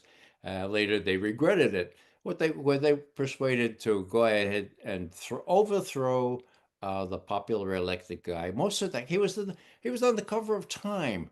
In a way, he was very respected. He was an incredible guy. They got rid of him and put in the Shah with his secret police, second only to the Nazis, the SS, and I mean, they were brutal. And they ruled until 79 when there was a revolution. So when people say, oh, since 79 we've been threatened by the no, no. It was since we overthrew their government in 1953, and it was the CIA learning from the British as to how you do this, and they got so good at it. Then the next year they did it in Guatemala because United Fruit. I mean, United Fruit owned all that land, and this guy in Guatemala says he wants to. No, so and so it goes. So the operations people, whether they believe it or not, they can do Yeah. this stuff. They got the dough to do it, okay? And so they're Yeah. going to do it. Can we do it? Yes, sir. I'm going to ask you the big question now. But before I do that, one smaller one. Are there still classified matters that you know about that you cannot talk about? Oh, sure, yeah. Well, tell me I some of them. well, I can tell the PDB duty I take and took very seriously. I would never betray any confidences that meant anything. I would tell a joke like I did with George H.W. Right. Bush or the sourpuss Weinberger. In my first my first encounter with him, I thought I'd lighten things up, and we talked about Managua, Managua, and so you'll remember the story. Maybe I said, "Well, Managua, isn't that from the song Managua, Nicaragua is a beautiful spot with coffee and bananas, and the temperature's hot. That'll be all. That'll be all." So I knew right away I couldn't fool around with or ingratiate myself with this guy. Yeah. But no, there's nothing really that very much matters uh, that I can't discuss now because most of it has been declassified. And when I talk about things that were sensitive then, they're no longer sensitive. And I don't just disregard classification things, but Yeah. there's precious little that really matters this today that I can't talk about. So here's the big question, Ray. How did this guy who told his father, "You got to put the flag out today," and who walked into the halls of the CIA and said, "This is a place where I could work because they want you to be honest," how did that man turn into someone who was turned their back on Hillary Clinton, who was dragged out by rough policeman from a congressional hearing, who's been arrested numerous times, and who's now become a commentator and one of the biggest, fiercest critics of American foreign policy? What happened? There had to be probably a series of things. Was this always part of you? Was it a gradual awakening, or was there some one or two major events, like the church committee revelations, maybe, that changed you? What changed you, Ray McGovern? Psychologically, I remember back to a very early age when I was oppressed. And I said, when I get big, no one's ever going to do this injustice to me again. Now I'm big. When I saw my former colleagues, analysts at the CIA, prostitute themselves by letting Dick Cheney contrive myths to justify a war against Iraq, a war of aggression, defined by Nuremberg as the complete uh, war of aggression, differing from other wars in as much as it contains the accumulated evil of the whole. Think torture, think all kinds of other things. When I saw my colleagues do that, I said, "That's it." And we set up this little group called Veteran Intelligence Professionals for Sanity. And I branched out. I belong very much to Veterans for Peace and lots of other good. I mean, you wouldn't believe the people that you come out of the woodwork and say, "You did the right thing, Ray," or you say to them, "You did the right thing." So, I mean, it was a gradual process, but that was perhaps the most important thing. That was the catalyst. That's when I saw that the deep state was really something to contend with. And that's when I realized that, well, I.F. Stone, one of Bob Parry's and one of your idols, he said, look, when you go into this kind of activity for justice, especially when you're mouthing or you're publishing, realize that you're going to lose, you know, and then you're going to lose, and then you're going to lose again. But then one fine day, people come along that believe the things you do about justice and truth, and they're going to win. So be patient and take delight in the fact that it's going to come out all right, even if you don't see it. And so that's how I try to keep going here at my advanced age. I've told Judge Napolitano, for example, that he really owes it to himself to have younger people so that when he asks me, um, what do your colleagues in the CIA say about this? I don't have to answer as I had. Well, as my Irish grandmother said at the age of 97, when asked about her friends, she says, "Well, they're all dead now."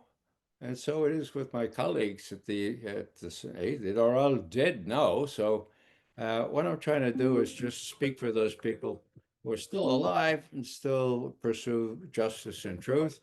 And of course, I owe a lot to Robert Perry, your predecessor, Joe, who taught me a little bit, or not a little bit, a lot about how uh, about being a journalist rather than a current intelligence officer. And you too, Joe. You've been a real good inspiration to me in terms of taking over from Bob and doing just as good a job as he did, which is a tall order. So thanks for asking. I do get really angry, but then I remember what I learned in college, and that is there is a virtue of anger. And maybe will you allow me to do a 2-minute thing on the virtue of anger? Well, we will show after you say that two videos, one of you confronting Rumsfeld and then you being pulled out of the Congress. So tell us about the virtue of anger. Okay. Well, I was getting really, really angry at what was going on. And then I remembered that Thomas Aquinas wrote a lot about virtue. And there was no word in Latin, the language which he wrote, for the virtue of anger. And so he looked into the history of the church and came up with John Chrysostom, 4th century. Chrysostom said, he or she who is not angry when there's just cause for anger sins. Because anger respicit bonum justitiae. Anger looks to the good of justice. And if you can live amid injustice, well, that's the right way, not the right way to live. And then he went on to say well, he said, I'll just stop there. But if I'm appropriately angry and I my wife helps me and keep it down, um, yeah, I'm trying to think of what else Aquinas said. Give me a half a second here. Yeah. I just quoted from him on a previous show. He basically said it was Yeah, my immoral brother told me not that. to He become said, angry. Yeah, not to become angry. yeah. Uh, okay, well, I'll finish with Aquinas and just say that, well, maybe I'll fill in instead of this other thing. When I was a freshman at Fordham and wanted to play a lot of basketball and improve, they were making me write term papers in Latin and memorize John Donne and all this stuff. So I went and saw a fellow named Tim Healy, who was a Jesuit, later head of Georgetown University. I said, Father Tim, I said, um, I'm getting, you're piling on, everyone's piling on homework like they're the only course I'm taking. And I'm getting discouraged. So he was shaving and and he took his razor, he threw it in the basin and he looked at me and said, what'd you say? I said, I'm getting disgusted. And he said, whew, I thought you said you were getting discouraged. Discouraged is not allowed. Disgusting. That's an action word. That's good. So let's talk. So don't get discouraged, folks. Get disgusted and do what you can in the immediate term to prevent the administration of our country from putting an end to the 250 relatively good years we've had before the midterm elections in November.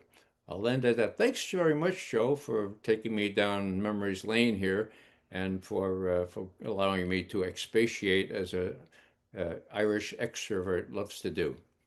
Well, thank you, Ray McGovern, for all of the years that you've worked since leaving the CIA to enlighten people about what the U.S. does around the world. And we hope there's many more years of hearing you comment on these matters. And happy birthday again. On the 25th of August, 1939, was born Ray McGovern in the Bronx. And we're very pleased to have him with us tonight. Let's finish the show now with a few clips that show Ray McGovern's resistance. And now, today's vivisection of Defense Secretary Rumsfeld, with only Rumsfeld's own words as weapons at a speech in Atlanta. One of several interchanges with critics, in this case a former CIA analyst, lasting 4 minutes. Here it is in its entirety with fact checks.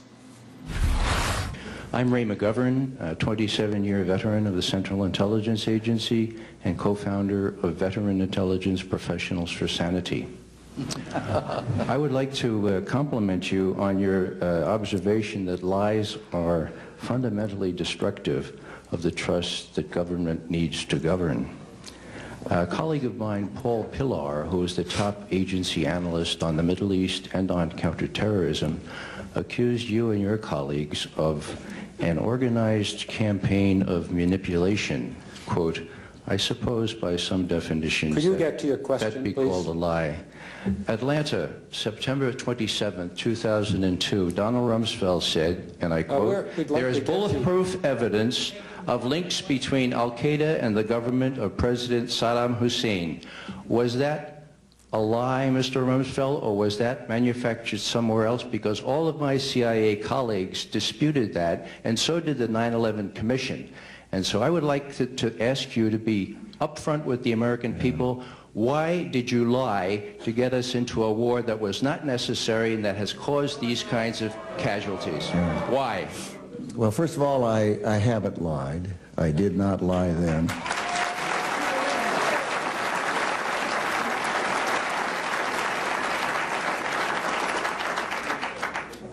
Colin Powell didn't lie. He spent weeks and weeks with the Central Intelligence Agency people and prepared a presentation that I know he believed was accurate. And he presented that to the United Nations. The president spent weeks and weeks with the Central Intelligence people. And he went to the American people and made a presentation. I'm not in the intelligence business. They gave the world their honest opinion. It appears that there were not weapons of mass destruction there. You said you knew where they were. I did not. I said I knew where suspect sites were, and we were just... You said you knew where they were, near Tikrit, near Baghdad, and northeast, south, and west of there. Those are your words. My words were that... No, wait a minute. Let him stay 1 second. Just a second. Just a second, indeed. Rumsfeld's words about WMD, March 30th, 2003, on ABC's This Week with George Stephanopoulos, were, quote, we know where they are. They're in the area around Tikrit and Baghdad and east, west, south, and north somewhat. This is America, huh? Yeah. Go ahead. You're getting plenty of play, sir. I just like an honest answer. I'm giving it to you. We're talking about lies, and your allegation that there was bulletproof evidence of ties between Al-Qaeda and Iraq. Did Rumsfeld make that allegation? Indeed, he did. September 27th, 2002, to the Chamber of Commerce, right there in Atlanta, quoting, we ended up with 5 or 6 sentences that were bulletproof. We could say them, they're factual, they're exactly accurate. They demonstrate that there are, in fact, Al-Qaeda in Iraq. But they're not photographs, they're not beyond a reasonable doubt. Still, Mr. Rumsfeld again had to face his own words quoted back to him. How to do that? Change the subject. Was that a lie, or were you misled? Zarqawi was in Baghdad during the pre-war period. That is a fact. Zarqawi? He was in the north of Iraq in a place where Saddam Hussein had no rule. That's where he was. He was also in Baghdad. Yeah, when he needed to go to the hospital. Come on, these people aren't idiots. They know the story. You are... Let me give you an example. It's easy for you to make a charge, but why do you think that the men and women in uniform, every day when they came out of Kuwait and went into Iraq, put on chemical weapon protective suits? Because they liked the style? They honestly believed that there were chemical weapons. Saddam Hussein had used chemical weapons on his own people previously. He'd used them on his neighbor, the Iranians, and they believed he had those weapons. We believed he had those weapons. That's what we call a non sequitur. It doesn't matter what the troops believe. It matters what you believe. I think, Mr. Secretary, the debate is over. We have other questions, courtesy to the audience. Welcome back. We're talking about the fallout from the release of the U.S. report on CIA interrogation tactics after 9/11. Joining us here in Washington is the former chairman of the U.S. Congressional Committee on Intelligence, Pete Hoekstra, and former CIA analyst Ray McGovern. The entire world already knows that we waterboarded prisoners. What happened here was that we asked the agency to go take steps and put in place programs that were designed to catch the bastards who killed 3,000 of us on 9/11 and to make sure it didn't happen again, and that's exactly what they did. I think that what needed to be done was done. I think we were perfectly justified in doing it, and I'd do it again in a minute. He'd do it again in a minute. Well, he is, you know, the éminence grise. He was the power behind the throne, and he was responsible for ordering all this. Now, he talked about the dark side, right? And waterboarding he described as a dunk in water. He was running this thing and telling George Tenet, the head of the CIA, what to do. I don't know if he checked with you, Congressman Hoekstra. He really should have, but I'm amazed that you were either unaware of these things or whether you condone them. I think I've been very open. So you condone them? My God. Like I explained this to you. Members of Congress, Republicans and Democrats, leadership on both sides, Gang of Eight, torture was okay? Thought that the enhanced interrogation techniques were appropriate. Let's not use these sobriquets. No, the Justice Department did not characterize these as legal. They characterized them as legal. But, you know, to say that you're aghast that we heard, no. I'm aghast that you were briefed on it. I thought, you're supposed to be overseeing these things. You should stop these things. That's why we were briefed on these things. You were co-opted. That's what you were. No, we were not. Republicans and Democrats were fully briefed on these programs, and we agreed with them, and we had the opportunity. You were lied to, and you're ashamed to admit that you were lied to. I'm not ashamed that I was lied to. I'm admitting that these programs were briefed to us. I've talked with my staff, and going back and said, you know, after this revelation came out, it's kind of like, how much of this program, how much of what is in this Dianne Feinstein report, this partisan report, Democrat report, how much did we know? 90 to 95%. Oh my God, what a terrible admission. Aren't you ashamed? No, I'm not ashamed. My God. I reached a different conclusion. You were chair of the Intelligence Committee in the House, and you condoned that. Your colleagues These are not my colleagues. These are thugs. These are people you walked away from. They're thugs. These are heroes for America. Gentlemen, they're thugs headed by Dick Cheney. Stop resisting. It's on the record. Stop resisting. And in many respects, you guys are going into secret fighting. Excuse me. Stop resisting. I'm not resisting. Yes, you are. Give me your arm. Give me your arm. I'm lying on. Give me your arm. It's dislocated, man. Give me your arm. My left arm is. Give me your arm. My left arm is dislocated. Damn it. Give me your arm. Understand? Stop hurting him. Don't you understand? My left arm is. Ah! Hold on. Stop fighting. I'm not fighting. I'm on the ground. And if you let me get my glasses on, I can see what's happening. You're hurting him. You guys are hurting me. Stop hurting him. I'm immobilized. I'm immobilized. You're going to dislocate my shoulder again. And look, would you pick up my glasses before you step on them? Why does this require 5 pens? We'll get you up first. Sir. Time to stand up. Well, how about giving me a new pen? Hold on. We're going to get you up first. And we'll talk to you, all right? I can stand up by myself. No, we're going to get you up. Shame on you for hurting him.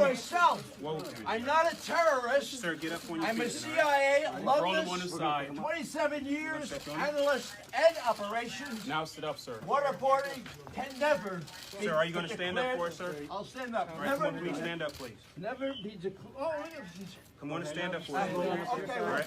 let me get in here. Now you're going to pick up my glasses. Sir, we'll take care of that. We just want to get you up first, all right? Okay. All right. Waterboarding Come on and stand up. can never be Come on and stand. tolerated. Come on and have a seat. She personally supervised it in Thailand Come on and at stand the up. first black Come on and site. stand up. That's not a secret. Stand up, sir. That's only a secret because she won't recuse herself. She She won't my left. All right, look. My left one is dislocated. All right.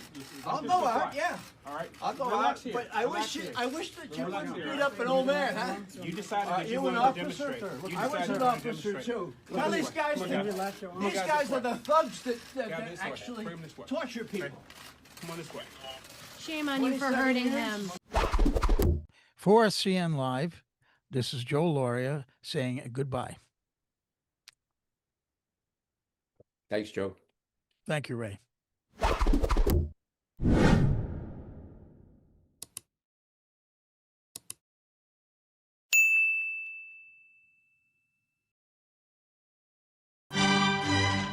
Get out your notebook. There's more. if you are a consumer of independent news, then the first place you should be going to is Consortium News, and please do try to support them when you can. It doesn't have its articles behind a paywall. It's free for everyone. It's one of the best news sites out there, and it's been in the business of independent journalism and adversarial independent journalism for over 2 decades. I hope that with the public's continuing support of Consortium News, it will continue for a very long time to come. Thank you so much.